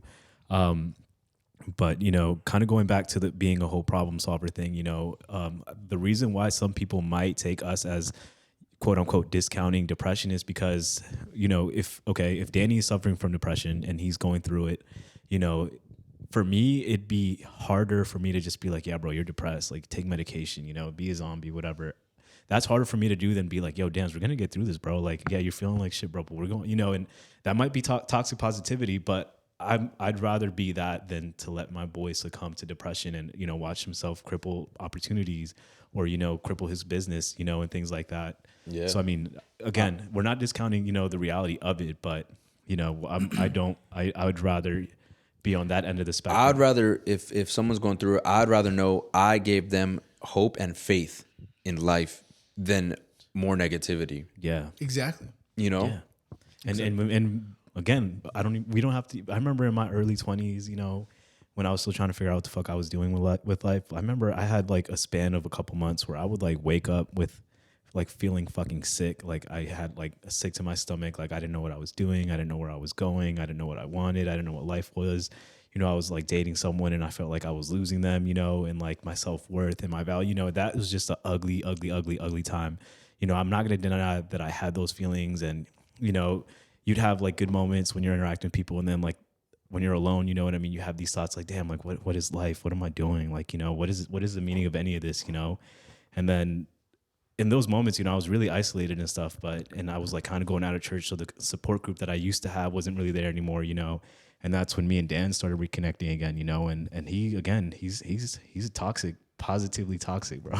I am, dude. So, I remember, you probably don't remember this, but we had a long conversation one day in his old truck, in your Jeep actually. And you were telling me like, bro, like it's cool, like you don't figure things out, and he was telling me about his situation, and like what he's gone through and then where he got to, and I'm like, you know what, Dan, everything's going to be cool. And it took one conversation with my boy to like slowly like flip the switch and, go from like feeling sick to like feeling positive about the day. You know what I mean? Yeah. Even to the point where I'm like toxically positive about it now. Hey, bro, I'm glad I converted you, bro. Welcome to it's the toxic side. You kind of helped me. I think I'm going to open up a little bit. There was definitely a time in my life.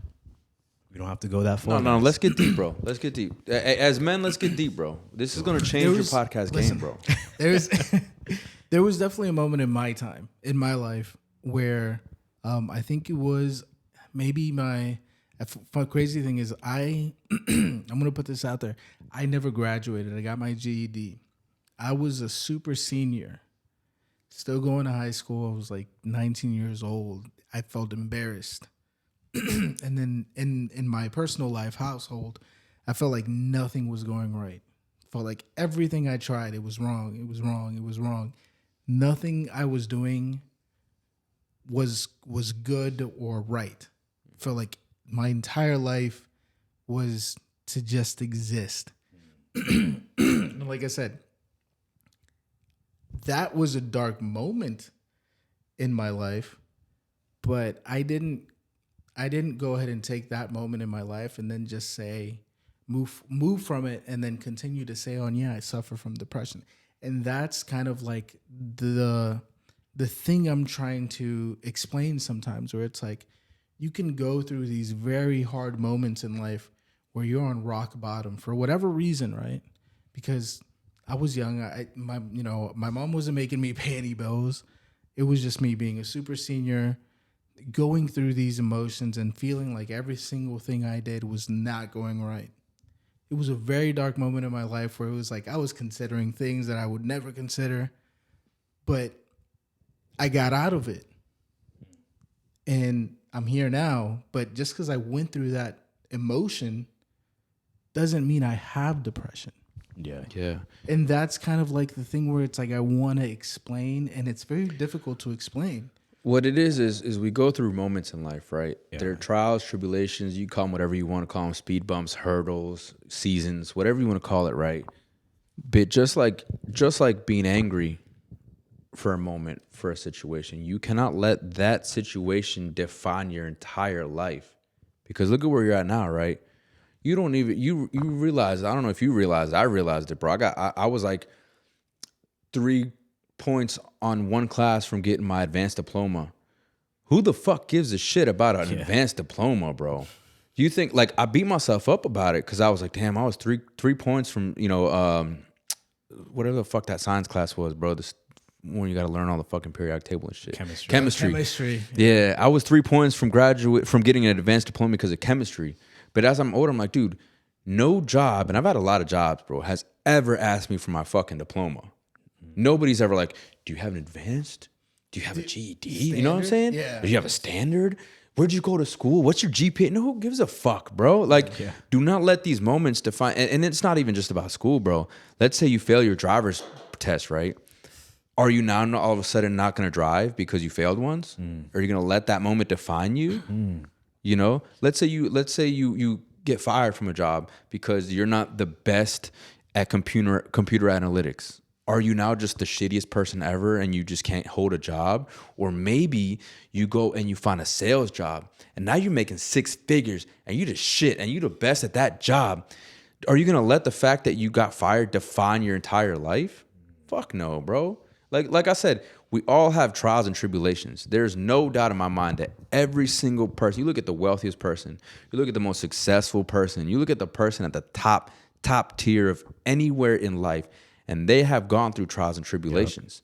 Yep. The difference is they have not let those define them. They've either found those weaknesses and made them strong, or they've acknowledged them and they've left them where they belong right at that moment. Because in life, bro, we go through moments, we go through experiences.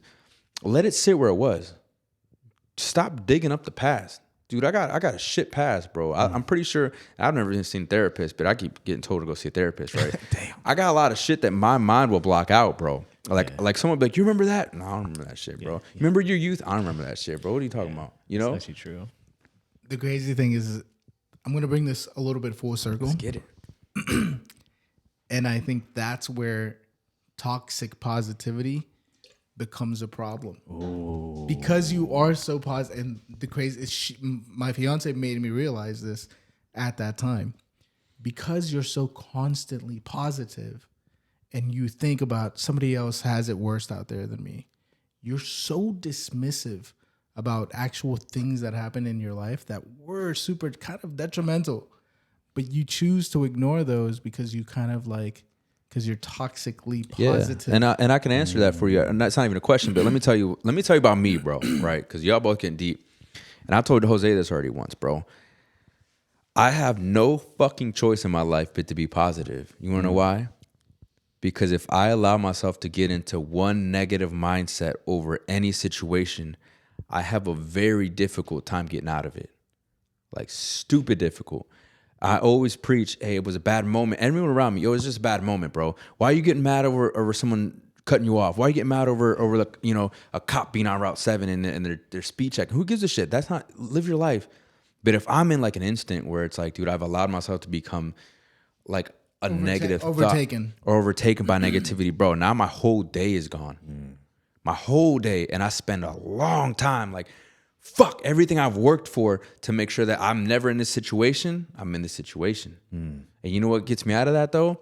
Is more toxic positivity, bro. Damn, that's Trust crazy. me. And you know Trust what, me. Dan? You know what? Dude, I've been in situations and nobody ever knows. I don't talk about my losses. I don't talk about my down days. I don't talk about anything negative in my life because I don't want to instill that on someone else.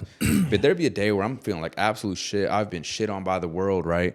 And I get a text message. Yo, Dan the man, my man Joe's big. Yo, Dan the man, what's up, bro? Yo, hope everything's good, man. Yo, you're the fucking greatest, bro. I'm thinking about our conversation from last week, bro. Keep being awesome.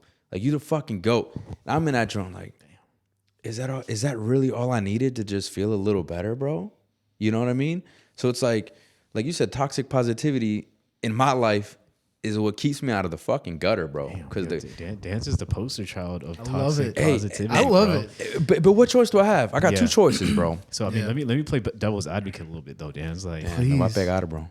yo. So let me ask. No. I'm not. I'm listening, bro. I'm talking shit. This is just me. I'm not even sure if I subscribe to what I'm about to say because I don't even know what I'm about to say. Hey, that's what devil's advocate is, though, bro. Yeah. Okay, so I mean, I think, for example, like something I would tell I have a younger sister, right? And I don't even know if I should say this, but I'm gonna say it anyway. She just started kind of actually dating, you know, like she's never really been on dates. She's be proud of her, 25. bro. She's a woman. She's about to be 26. Yeah, I mean, it's cool. But my thing is that, like, you know, she's talking about relationships, like, yeah, this guy's cute, you know, and then I'm thinking about maybe going on a date with, you know. And I'm telling her, like, yo, Sarah, you've never gone through a heartbreak. You know, you've never been through this. And, like, I'm going to tell you, like, that shit sucks. Like, I hope you never go through it. I hope the first guy you got is fine. You know, you get married, whatever. But until you've reached like those depths of like heartbreak and like losing someone that you really care for whatever reason, you know what I mean? Like if you don't learn how to get yourself out of it, you know, you will be forever a slave to those emotions, you know what I mean? And then you might be like overly jealous and like overprotective and like maybe have attachment, you know, styles that aren't really healthy for the relationship, you know, and then until you really learn how to like master and control those emotions, and they're not easy. I don't think anyone will ever perfect them, you know what I mean? Because I think love is one of the most intense emotions a human can have, you know, and if you're in, you know, a situation where you might lose something that you truly genuinely love, you know, that I don't care who you are, like that could be a distress, you know, but learning how to recognize the emotion and then how to think about it a little bit logically, you know, and then maybe moving past it, I think would be like more of a healthy, you know, quote unquote stoic way to approach it. Because if you're just like dismissing everything that's bad and you're just like, man, fuck it, you know, I lost my S4, which, you know, that should hurt my feelings, bro. Because he, you know, I don't even know, he left, you know, the casino late at night. I feel like I influenced him to stay there, you know. Nah, that was all me. You told me I got in a car to leave with you. You were my influence to leave, but I left with my car and he walked back inside the casino that night. I was down bad, bro. I was trying to come back. You know what I'm saying? I was still left in the black. I texted him at like 11 or 12. I'm like, Dan, you make it home? I don't think I got a text back. I said not quite. Yeah, and then at like 4 a.m, I wake up the next day and he's sending us pictures of like a deer. Fucking dog that starts that deer with the S4, bro. I was going to speed limit, thank God, bro. Because if I was going faster, that joint would have gone through the windshield. Is I didn't know you crashed your car, but I can tell that definitely is a vehicle that you love very much. And my fucking Instagram handle was S4Chicas, bro. Yeah, like I'm big on the car community, dude. I was trying to get affiliates, like I was trying to get sponsorships and fucking all kinds of shit with it, bro. But again, materialistic shit, bro. I'm not too worried about. And that, I mean, that's cool, and that, I get that too. Yeah. Like it was something physical. I mean, it was materialistic. Yeah. You know? Let me dive back in your whole sister thing though, bro, because I got a younger sister too, man, and it's crazy because she's seen a guy and he seems pretty great. Like I like this guy, but I think that in that sense, you got to kind of let her explore what it is to be in a relationship or to become, right?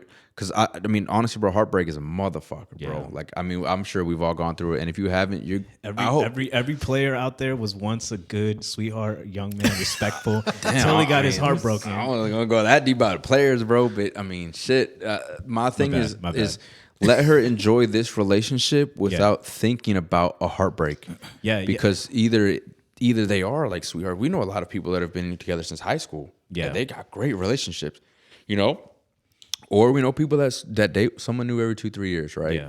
And she's at a point where she's just starting to date, so we don't know where she's gonna go with it. Yeah. But let her at least enjoy this one because this one's organic, this one's real, and if it hurts, can I tell you where it's gone? Because I mean, maybe this is let's get it, bro. We getting raw this motherfucker. Todo Tranquilo, baby. I had this conversation about heartbreak like maybe a year, 2 years ago, right? Yeah. And then she moved out like a year ago, and you know she started dating, like going on like a dinner date here and there and stuff like casually. That. That's free food for women, bro. And then she started talking to someone for a couple months, and then it turned out this dude was like, yeah, that's actually true. Sorry, no, I just got to throw it out there, yo. I know what she y'all dated a guy be doing, bro. It seemed like it was going somewhere, but the whole time guy just wanted to, be single, and do his thing, Yeah, he was about to be in a different country anyways in a couple months, Damn.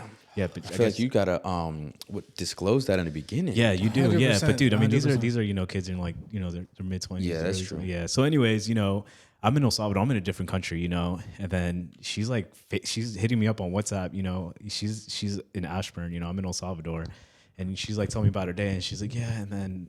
She's going through this, like, I guess it wasn't even a breakup, but she was obviously going through a little She felt betrayed. She was in, she was emotionally distressed. Pain, bro. Yeah, it was pain. She invested into something, bro, and that investment went bad. And again, like, as her big brother, like, I kind of was in a place where I was like, hey, you might experience this, and I know everything seems like it's good and great, but there is also another side of the spectrum on another side to the emotion, right, where it doesn't feel as great, and she did experience that. And there is a Bible verse that says, above all things, guard your heart because everything you do flows from it.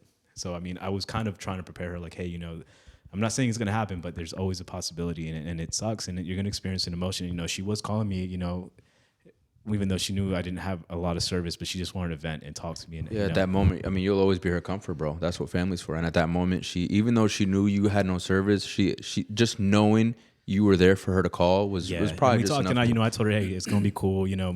I know how to make her laugh and like do stuff like that. And by the end of it, we're cool. And like now she's actually dating someone who's like about his shit. He's actually it seems like he's really good for her type thing. And now she knows, because a relationship is an investment, right? So she made an investment on that other guy, but now she understands what she should invest and what she should hold back on, even if it's just in the beginning until they gauge how serious they are with each other.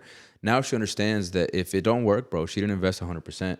Like she didn't invest her whole life mentality into this guy, because who knows? It might be a great thing. There might be marriage and kids and a family, or it might just be a fucking another date. Another person that you date. Let me ask you a question, man. Have you ever heard of extreme ownership?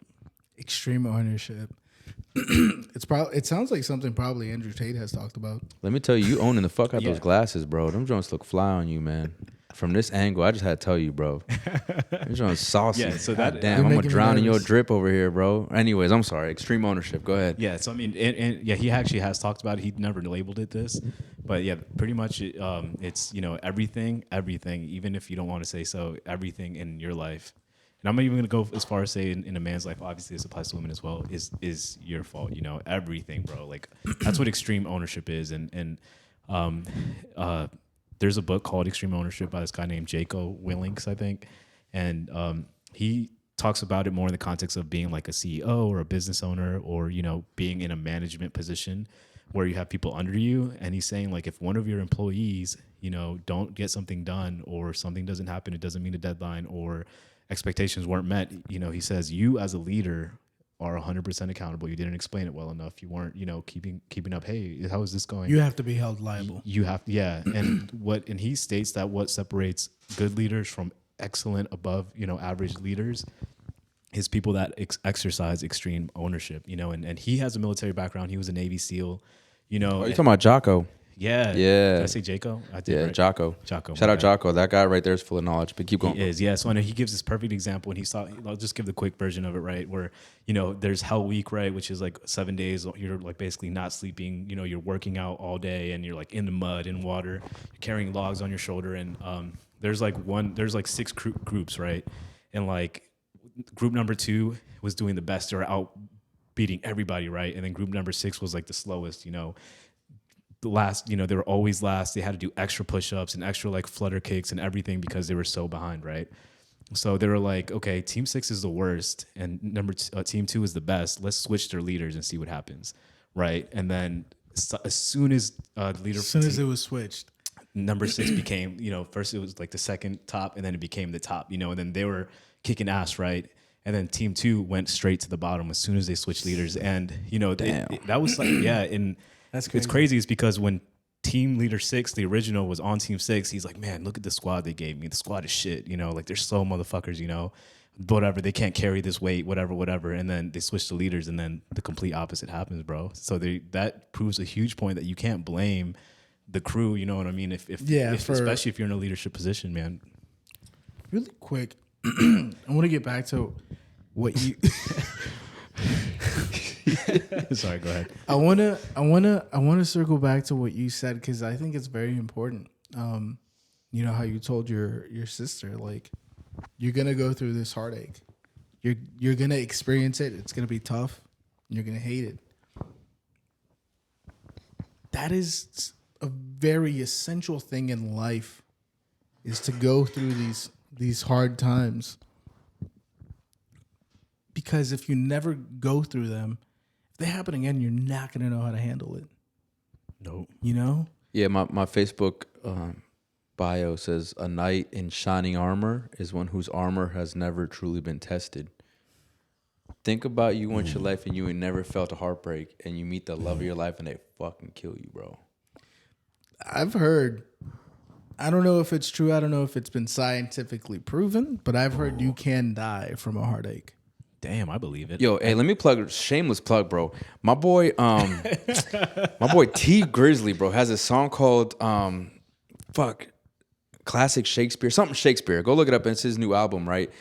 He talks about how a guy meets a girl and they fall in love, and damn, I'm gonna ruin the song for y'all. Just listen to the fucking song, bro. It's called like Classic Shakespeare, some shit like that. Classic Shakespeare, bro. T Grizzly. It is possible, I think, for emotion to overwhelm you so much. I mean, you could, bro, at the end of the day, fuck around and have a heart attack. Yeah. Or fuck around and have your heart skip. Parakeets die I mean, from heartbreak. I've heard about I'm a it. parakeet. Don't kill me, Josie. And then I've also heard about just people like, let's say you have grandparents, your grandma passes away. Grandpa. Literally a few months pass by and they pass away. It doesn't have to be that long, bro. A few days too, man. And what do they chalk it up to be? Heartbreak. Old age. Natural They'll causes. say old age. Natural causes. Yeah. But most of the time, it's heartache because. But that's the thing is a heartache is a natural cause. Think about it. It is natural. It's natural to feel pain. But they don't. You know? My point is that they don't categorize. Yeah. Now they ain't going to admit that shit, bro. It's like saying there's a heaven, bro. Some people just don't want to believe it. You know? Yeah. But it's just it's crazy. That's why I think like I said it.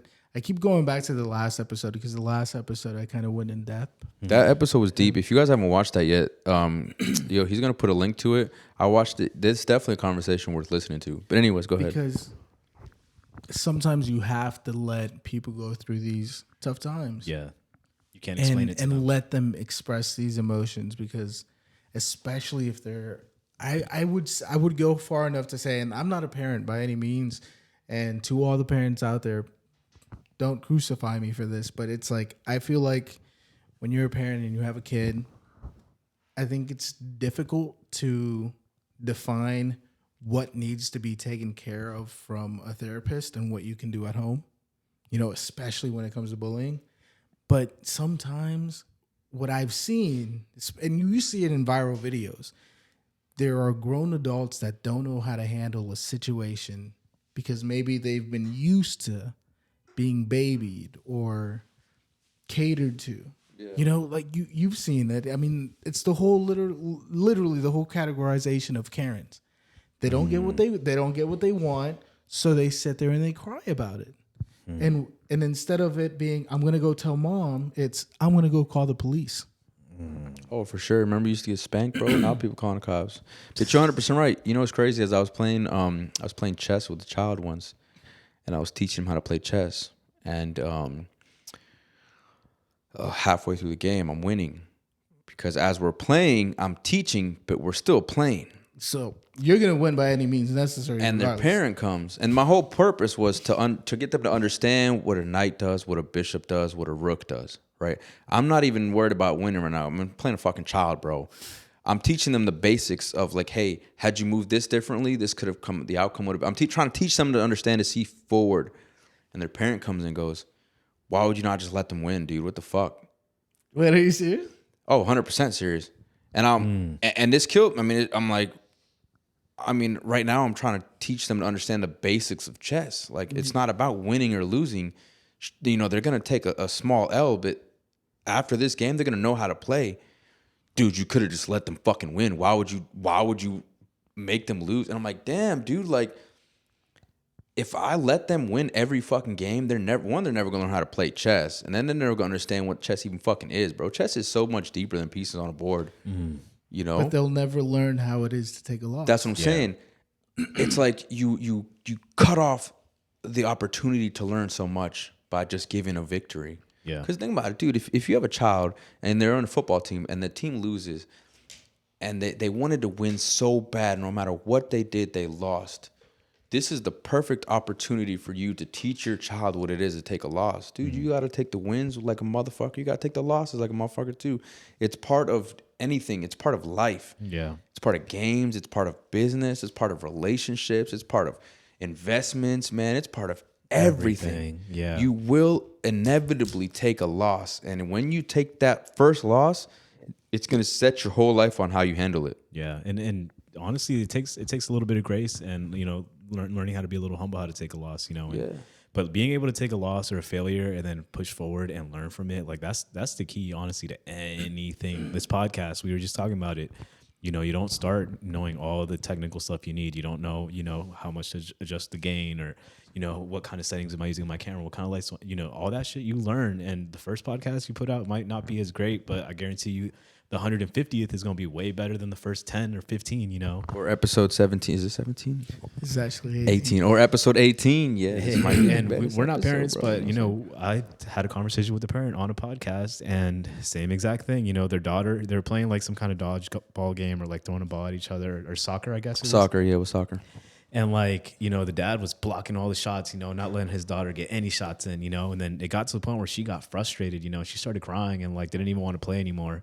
So he had to sit her down and have a conversation with her like, hey, listen, mama, like, you know, you're not, you know, this is life, you know, you're not going to win every single soccer match, you know, had a long conversation with her and then eventually, you know, hyped her up to be able to play again.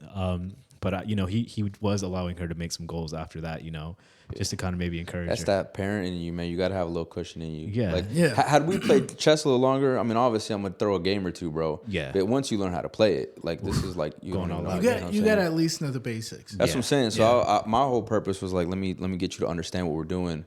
Because my goal, bro, like I don't have any kids, right? But I don't even know if I want kids on some real shit. These White Claws is talking now.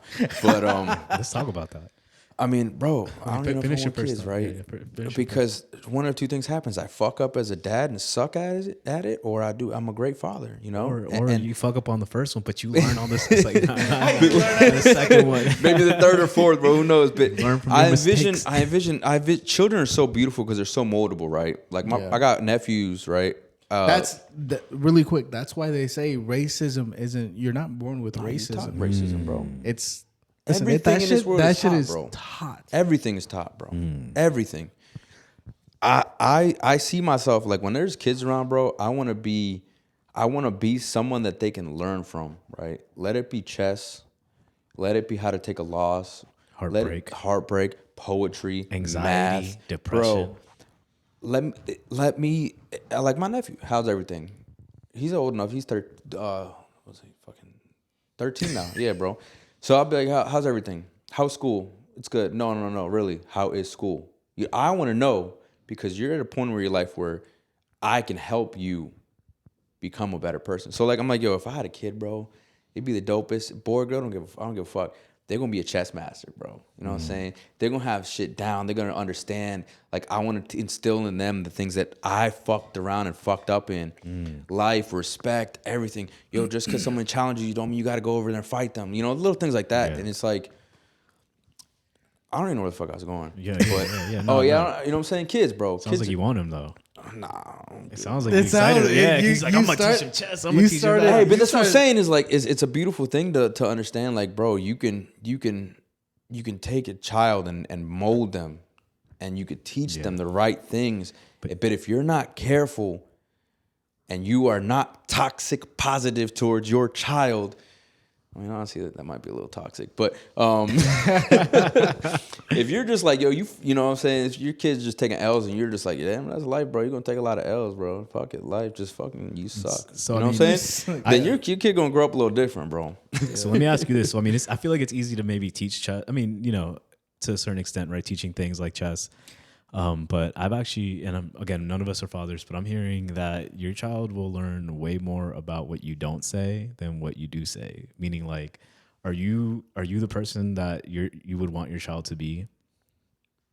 You know what I mean? Like, look at your habits when you're alone, bro. Or think about like what you're doing. You know how you. Is this because I eat donuts and shit at like 10 o'clock at night, bro? This is your own. This is you. You know, I'm not sure what kind of complex you have. It's self research. Yeah, because I mean, this is. I don't even have kids. So I am kind of like lately. I've been a little bit like, damn, like, am I the person that, you know? Because I am getting a little bit older. You know, I do think a little bit of. You know, I do have a little paternal feeling in me sometimes. Ooh, and I think little about Josie Jr. coming out, bro. And I think about it, I'm like, damn, like, you know, because there are things that I like in my daily life where I'm, you know, things where I procrastinate, you know, things that I know that I do that are a waste of time sometimes. And I'm like, damn, like, you know, I don't know. I guess I've just been thinking like, how can I be, you know, a better human? And then if I ever do have, you know, a little Josie, you know, a little Jit running around, you know, I can maybe be a better person and be a better example, you know. But another thing about parents, I'm not a fucking parent, bro. I don't even know why I'm speaking on this, we're right? talking about parents, so bro. take what I say as a grain of salt, man. Like, I blame myself. I did bring it up. Fuck it, bro. Look, yo, also enjoy the time with kids, bro. Like, you know how many times I've just sat on the couch and watched TV? I'm like, yo, you want some more fucking, like, you want a Hot Pocket? Fuck it. Like, yo, you're young. I'm not young, but you're young. Like, let's just enjoy these times, bro. Fuck, because then you get older, you can't have these moments anymore. Listen, you I'm know? 28 years old. I have Tostino pizza rolls in my Totino pizza dough. I haven't had those in a while, bro. Staple, bro. My little sister, those are like. And like you said, it's crazy you say that because, as Josie said, bro, kids will grow up not only with what you said, but also what you didn't say or what you didn't do, bro. My mom, I know y'all heard this shit all the time, bro. After church, Mom, can we go to McDonald's or Burger King? Hay comida en la casa. Bro, any chance I get. send shivers down my spine every time I hear it. Some days, some nights, bro, I just want a motherfucking McChicken. And you do. I just want a McChicken, bro. And you do it. You do it because it's like It's nostalgia because I who the didn't fuck? have it. Hey, who the fuck gonna stop me? Yeah. Exactly, bro. Yeah. And it's crazy because you don't realize, dude, I go to Dunkin' Donuts and I'll get a bacon, egg, and cheese croissant because on the way to church, my mom would never take us to Dunkin' Donuts. And then she met this dude that was real cool. She would take him to church. Like, she'd pick him up because he didn't have a car. And he'd always be like, yo, let's hit Dunkin' Donuts real quick. And she's like, no. He's like, no. Let's go. It's on me. And she took us once. And he's like, order whatever you want.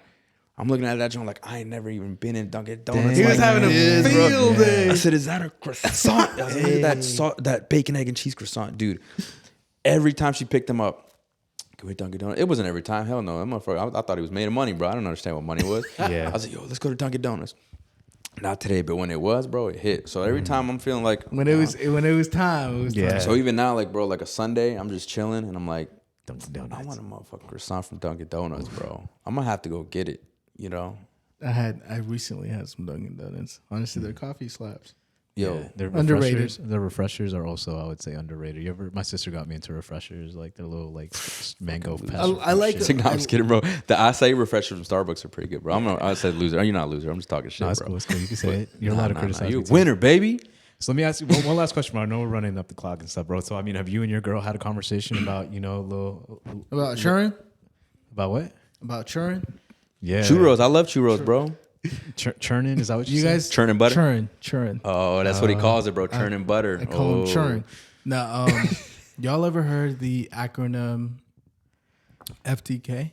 Fuck them kids. Is that what it is? Now listen. Oh, no. shit. I thought it was, bro. My bad. Oh, My that bad, is bro. what it is. Oh, I was like, damn, That's- I can't no, drop that- the gun. that's- I was trying to think of something quick. No, Give me no. to it. FTK is fuck them kids. I say it a lot. Ooh, so you- Listen, I say you it were- way too many times, but in all honesty, we actually spoke about this. I can't remember what episode we spoke about this. And we're at that moment in our life, like we're about to get married next year. I want an invite. I need an invite. It's like can't make no promises. And that's the end of this episode. No, Invite me, Jen. Invite me. Thank you guys for tuning in. we talked about it, and now that we're getting married, because we both agreed that we want a child after we get married. And it's not even like religious? technically, it's not religious because I don't go to church anymore. She doesn't go to church anymore. I definitely don't classify myself as a Christian. I grew up as it, and I've seen it. I know the values and all that stuff. Me, I'm a simple guy. I believe in God. I pray every night, and that's me. Yeah. But for some weird reason, me and her just want to wait till we're married. And even that, we're kind of at this weird point where it's we want one, but would it be completely detrimental if we didn't have one? Here's the Kind thing. of not sure. Like, would we be like, oh, we never had a kid? you Yeah, know? I mean, we don't live in times like where your son's gonna grow up to be the king, so you need a fucking child, you know. Yeah. But And let me tell you this, nobody's bro. gonna walk around calling him a bastard if you Yeah, have him, yeah, if you right. have him before you're Outside married. of wedlock. But Yeah. here's what I'll tell you, bro, and I'm gonna kind of. So my mom raised us single, right? So when I was 20, she started dating a guy, and I told her I moved out the house. I said, "Mom, it's time you stop being a mother and stop being a woman, or start being a woman again." So in y'all's sense, bro, enjoy the fact that you guys are a couple, and get married, and enjoy the fact that you call her your wife, because that goes a long way, right? That's my wife. That's my lady. Like, enjoy that, because when a kid comes in, she's no longer just your wife, bro. That's the mother of your children. That's mom, right? So not only do you guys kind of are no longer just you and her and the dogs. Now it's you, her, the dogs, and the kids. So now before you, she has to put the kids first. Yeah. Not that she has to, but she's going to. She's going That's to. what mothers do, right? I think this is gonna have to be another topic for another episode. But man, dude, the crazy thing is, they always ask you, who goes first, mom, wifey, or son or daughter, for example. On that, Like if I like, let's say like there's a like Josie walks in with a gun and points it at her, he's like, one of y'all has to go. Damn. No, that's a different type of situation. but like it's just Someone like about to who, die. Are you saying like who's top tier? who's more important? What's the hierarchy? And, Damn. and I think we'll end it on that, and maybe we're gonna have to definitely get another episode. Okay. Yeah. For sure. But Let me give you my answer though. My answer is tune in next episode. actually, should we leave it at a cliffhanger? Do you think women are hypergamous? How do you say What that? the fuck does that mean, bro? Hypergamy? Hyperboles? Okay. Anyways, hierarchy. I don't. Oh, hierarchies? Yeah. Yeah. never Like mind, hierarchies. never Do mind. you believe in hierarchies? To begin Yeah, bro. with? Everything's a hierarchy, So bro. I actually put a lot of thought into this because I again, a dad came into our podcast and he actually defined this really well. But I don't know if should I say it right now or not. Bro, look, man, I could run this podcast for another 6 hours, bro. I don't give a fuck. Yeah, I know. You have to edit all this too and then upload. I ain't got no kids, man. I don't got to go to work tomorrow, bro. You know what I'm saying? Like, I got fired on my day off. I think it's a and conversation shit. you need to have with your wife beforehand. And obviously, you could have the conversation, but wifey might feel different and you might feel Once different. that baby comes Yeah, a different it's- animal. Yeah. Baby, I'm always going to love you. Don't But ever think I that's going think to change. I've heard people... Get the fuck out of my house and leave the kids. Finish your sentence. I was just going to say, I've heard people say, okay, like, we got to put our marriage before obviously we still love our child, Yeah. but we have to put our marriage first, because without a happy marriage, there's not going to be a happy home. You know what I'm saying? And then other people will say, we got to put our kids before our marriage. We got to make a sacrifice. You know what I mean? And there's people that will sway in either way, different opinions. But I personally really like the way that Matthew said it. I kind of feel like when mom and dad are a team, and they work together, and then there's also genuine love, like the children will thrive off of that. See, I was looking at it as more of like a technical thing. Like, my child is my bloodline. Yeah. We are literally united through blood. My wife is through marriage, right? But then it's like, damn, if we're married through church, now we're bonded through spirituality. Yeah. So there's a lot of ways to look at this same question, bro. I guess it really boils down when to. are you really, bros? Are you married when you say I do, or when you go to the officiant and you sign the paper, or when you go to the courthouse? Nah, I think marriage is an When are you everyday married, choice, bro. I think a ring don't mean shit. Yep. A ring is a visual representation of a marriage. Same thing with a wedding certificate. Same thing with going to church, because guess what, bro? I know married people that go through church that still go through hardships and relationships. They still don't want to claim them, but guess what? It's an everyday choice that you make between you and your partner, bro. So you don't even have to be married. Dude, you could be with someone for 20 years, never married, right? You never signed, never went to court to sign the fucking thing. You never eloped. You never got married in a church. But you have a stronger relationship than fucking Bob and fucking Sally down the road who've been married for 20 years, yo. 100%. But are you married though? That's spirituality, bro. That's all spirituality. Or are you talking about legally? That's what I'm saying. Exactly. There's different ways to peel this That's motherfucking what orange, I'm bro. saying, Yeah, bro. it's a lot. There's Listen, different ways. Look, I put my son first. It's like I'll put this into perspective real quick. I was just kidding, by the way. Look, I don't want to just throw that out there because I was thinking, I was like, yo, Wait, if what I are you had a- kidding about? 'Cause I Like, don't know I what put you're my kidding son about. first. Like, you know what I'm saying? Oh. I don't mean I put my son. It was a satire because, like, realistically, without the woman you love, you're not gonna have a child That's not- unless you just like having children, bro. You know what I'm saying? But yeah, go ahead, bro. My bad. No, you're good. You're good. Am I? I think it's a man's responsibility to have kids, bro. What I think is you can't have a hierarchy. It's impossible to. When I first originally came across that question, Are you talking about in a family? yeah, like Okay, in a yeah, we're family, gonna keep it in a family. Okay. it's hard to have that hierarchy. It's impossible. Because let's be honest here, and I don't think negatively all the time, but this is a certain situation where it's like I like to bring all aspects of life into it, and we'll just use wife, mother, and daughter in this equation here, in this scenario. At any moment in life, either one of those women can do you wrong. Hypergamy, bro. I'm telling you. No matter how you have that hierarchy structured, you could have your daughter first. My daughter goes first above anybody, above my mother, above my wife, and then she ends up doing you wrong 10 years down the line. Yeah, 100%, bro. You talking about your daughter or your wife now? Your daughter. His daughter, And yeah. my daughter. Okay. Or you could have your wife on top of the hierarchy. but she could leave you at any moment. She really could, bro. At any fucking moment. Any moment. Yeah. And then you have your mother, the person that gave you life. Still a possibility that she could even fuck you over and leave you. I've heard stories. Any moment. Yeah, she could just for instill whatever something. reason. Yeah.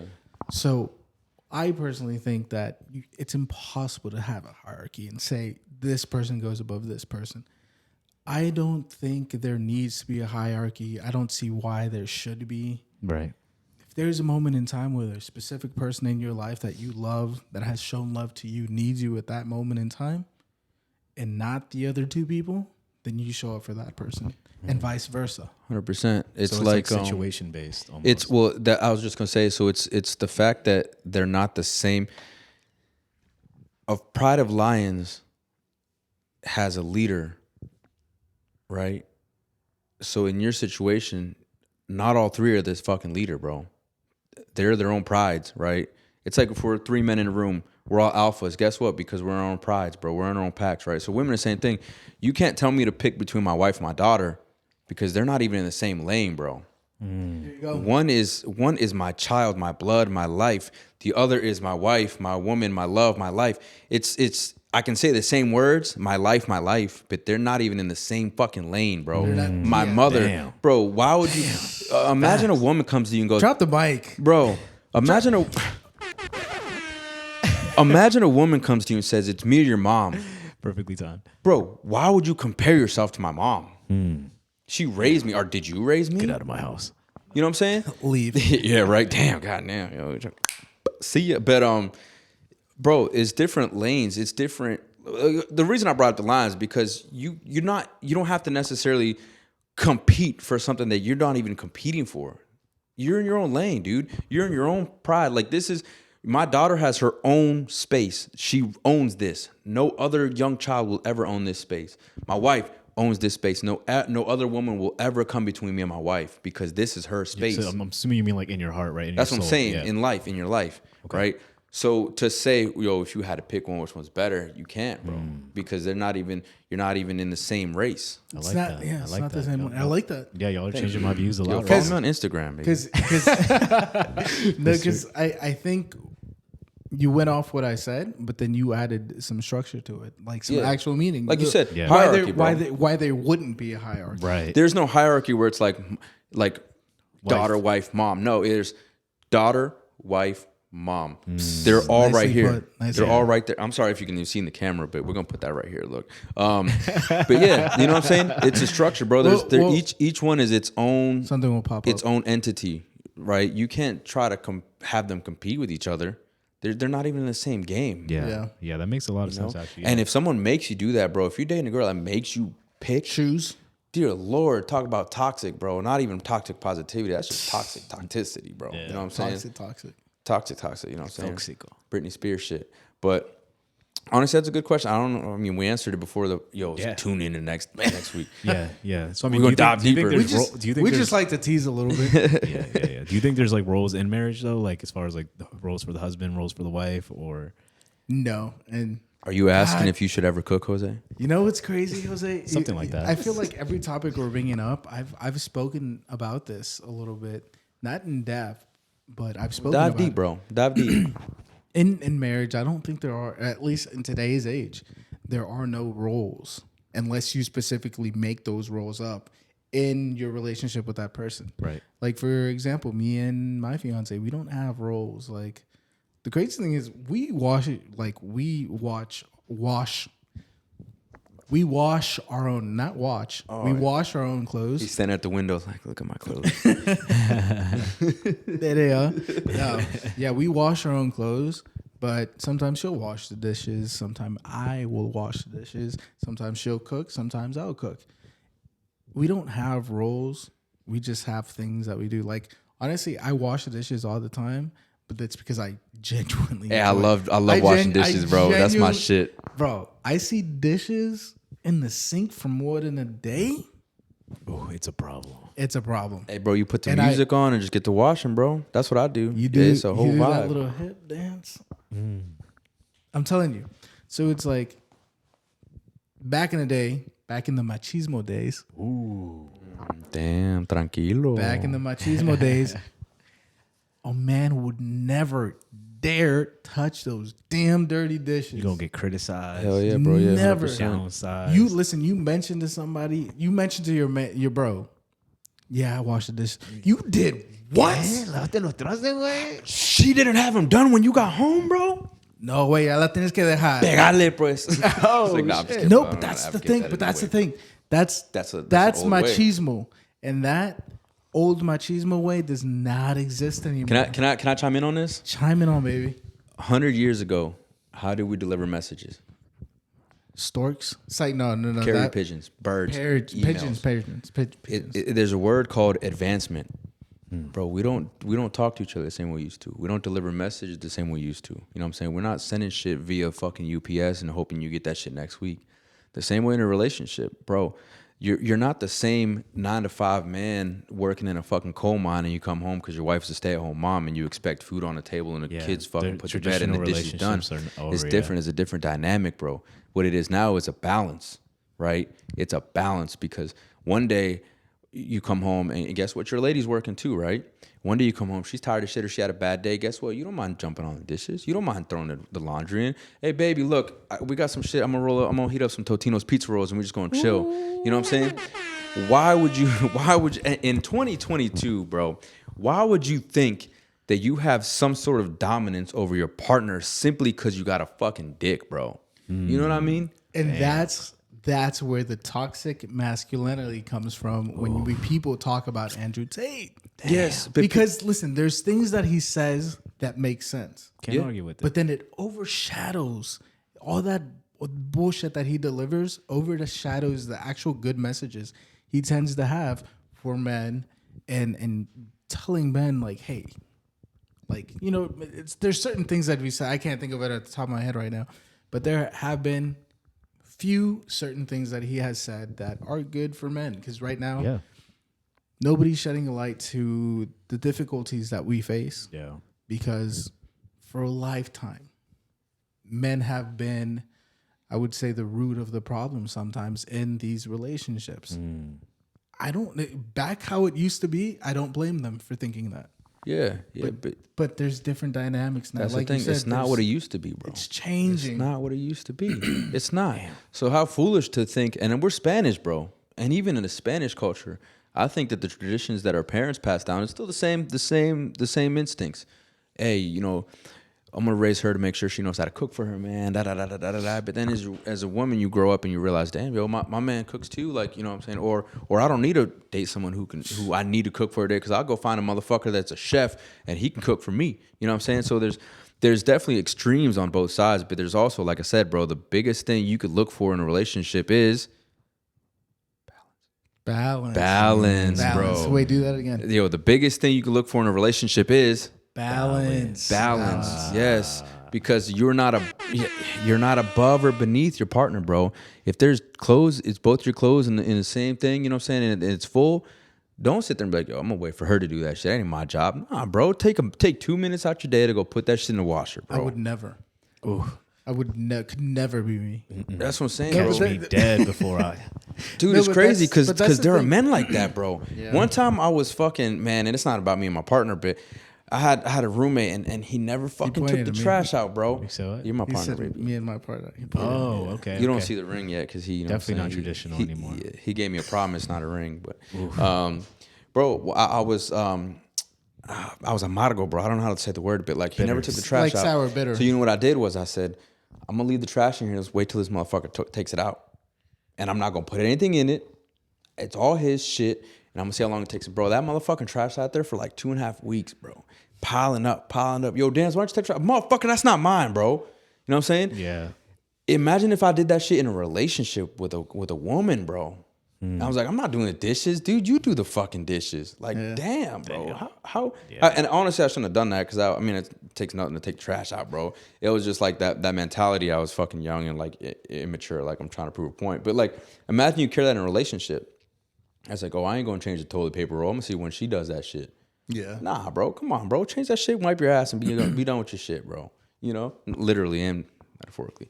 But Yeah, man, I think that it's a balance, man. We live in a time where we got to be balanced. That means, ladies, don't think you're just gonna be spoiled. I mean, if you want a sugar daddy, that's different. That's different. But You can if find want, them. Possibly. but guess what? When he finds a girl that treats him better, that it don't later on not do jack shit, you might lose that man. The same way with men. You expect your woman to cook, but if she finds a man that cooks for her, guess what? You might lose that woman. It's a strong possibility. If there's no balance, if you're not giving what you're taking, you risk losing a relationship. So just be the best you, dude. It don't cost you shit to be a great person towards your partner. And if they're great back, they're great back. Okay, so maybe this will help answer my, maybe just a simple, maybe if I rephrase the question, bro, because I feel like this went in a completely different direction.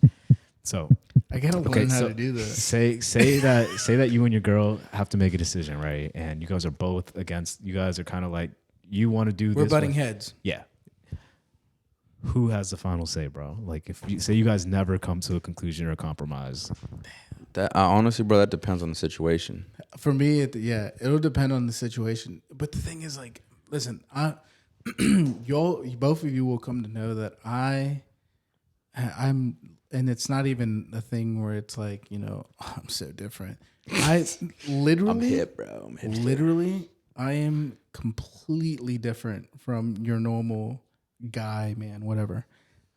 I literally, in what sense? In all senses. Like I think so drastically different from the general man. I look at things from a different light. Sometimes I could look at things super logical, where it's black and white, but sometimes I tend to go too deep into it where I'm having battles with myself in my thoughts. I think so completely different. Like body count for me, I stopped caring about that in high school. Yeah. Damn, don't even get Joe started on body count, bro. Like, damn. But it's just like simple things like that. Simple things like that. Because I'm the opposite. Because I used to not give a fuck about body count, but now I'm like a little bit the opposite, bro. And the thing is, I'm open to things. I think so differently. Yeah. So to answer your question, it would depend on the situation. And it wouldn't even be about whose opinion, who has the final say. It wouldn't be about that. I think there's too many. It would be like what makes more sense. If it was a very if it was a very specific question you could answer, that's one thing. But this is just like it depends whose knowledge or whose experience comes into play. Who's got the better understanding of the situation, Okay, so what if it's like, okay, you give your mom $500 a month, right? Just to help her out groceries, maybe, buy her medication, whatever. And then wifey says, we can't do that anymore. We're about to have a kid. We got other expenses and stuff. I mean, look at the expenses. Is it true or is it expendable? You've been doing this, and you make well enough where you could afford it, but maybe it would be helpful to have an extra, $5,500 a year. You know what I'm saying? I'm bad at math. So, okay, 6, she says, next month, I don't want you to pay your moms no more, Okay. 3, I physically, I would draw up a chart and look at the pros and cons. Okay. And really draw it out. Like, okay, how much would we be saving? Why are we not being left with this much? What are we spending already on besides me giving my mom this money? And look at it that way. If we genuinely are spending so much money on me giving my mom more money monthly, I wouldn't say I'd completely cut it off. Yeah, maybe ease off. I would try to, like I said, draw it out, see where we're really spending. And if I don't have to cut it off, I won't. And if I do, I still won't. I probably just drop it. You know what that word is, bro? Compromise. I would say, hey, look, how about this? Instead of getting her $500 a month, I'll give her $250 a month. And the other $250, you and I figure out what we're spending unnecessarily on. May it be clothes, nights out, whatever it may be. And we got to make a smaller sacrifice too.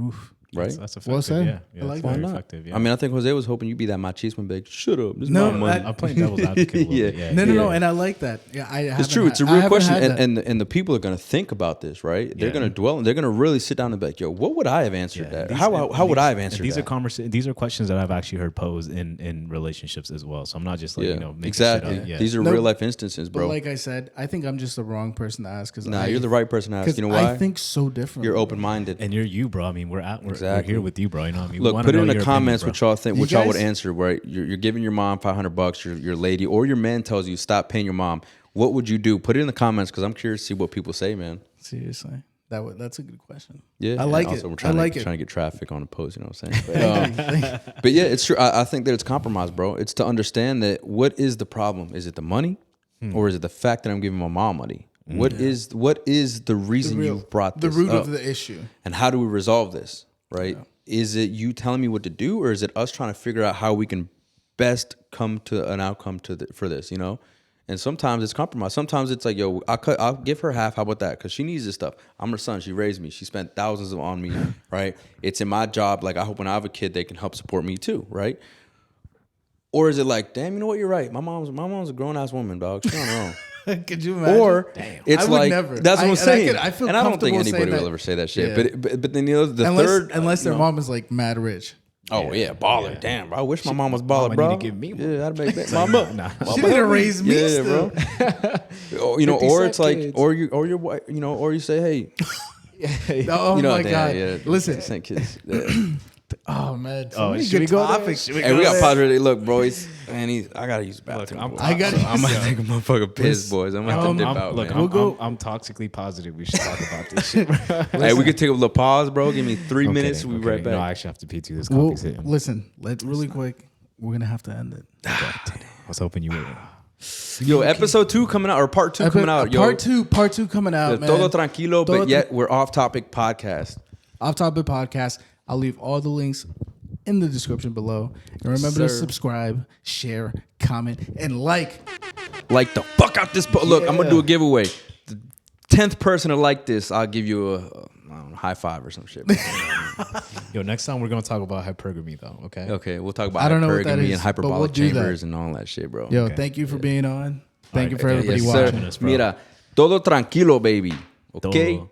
We out. Peace.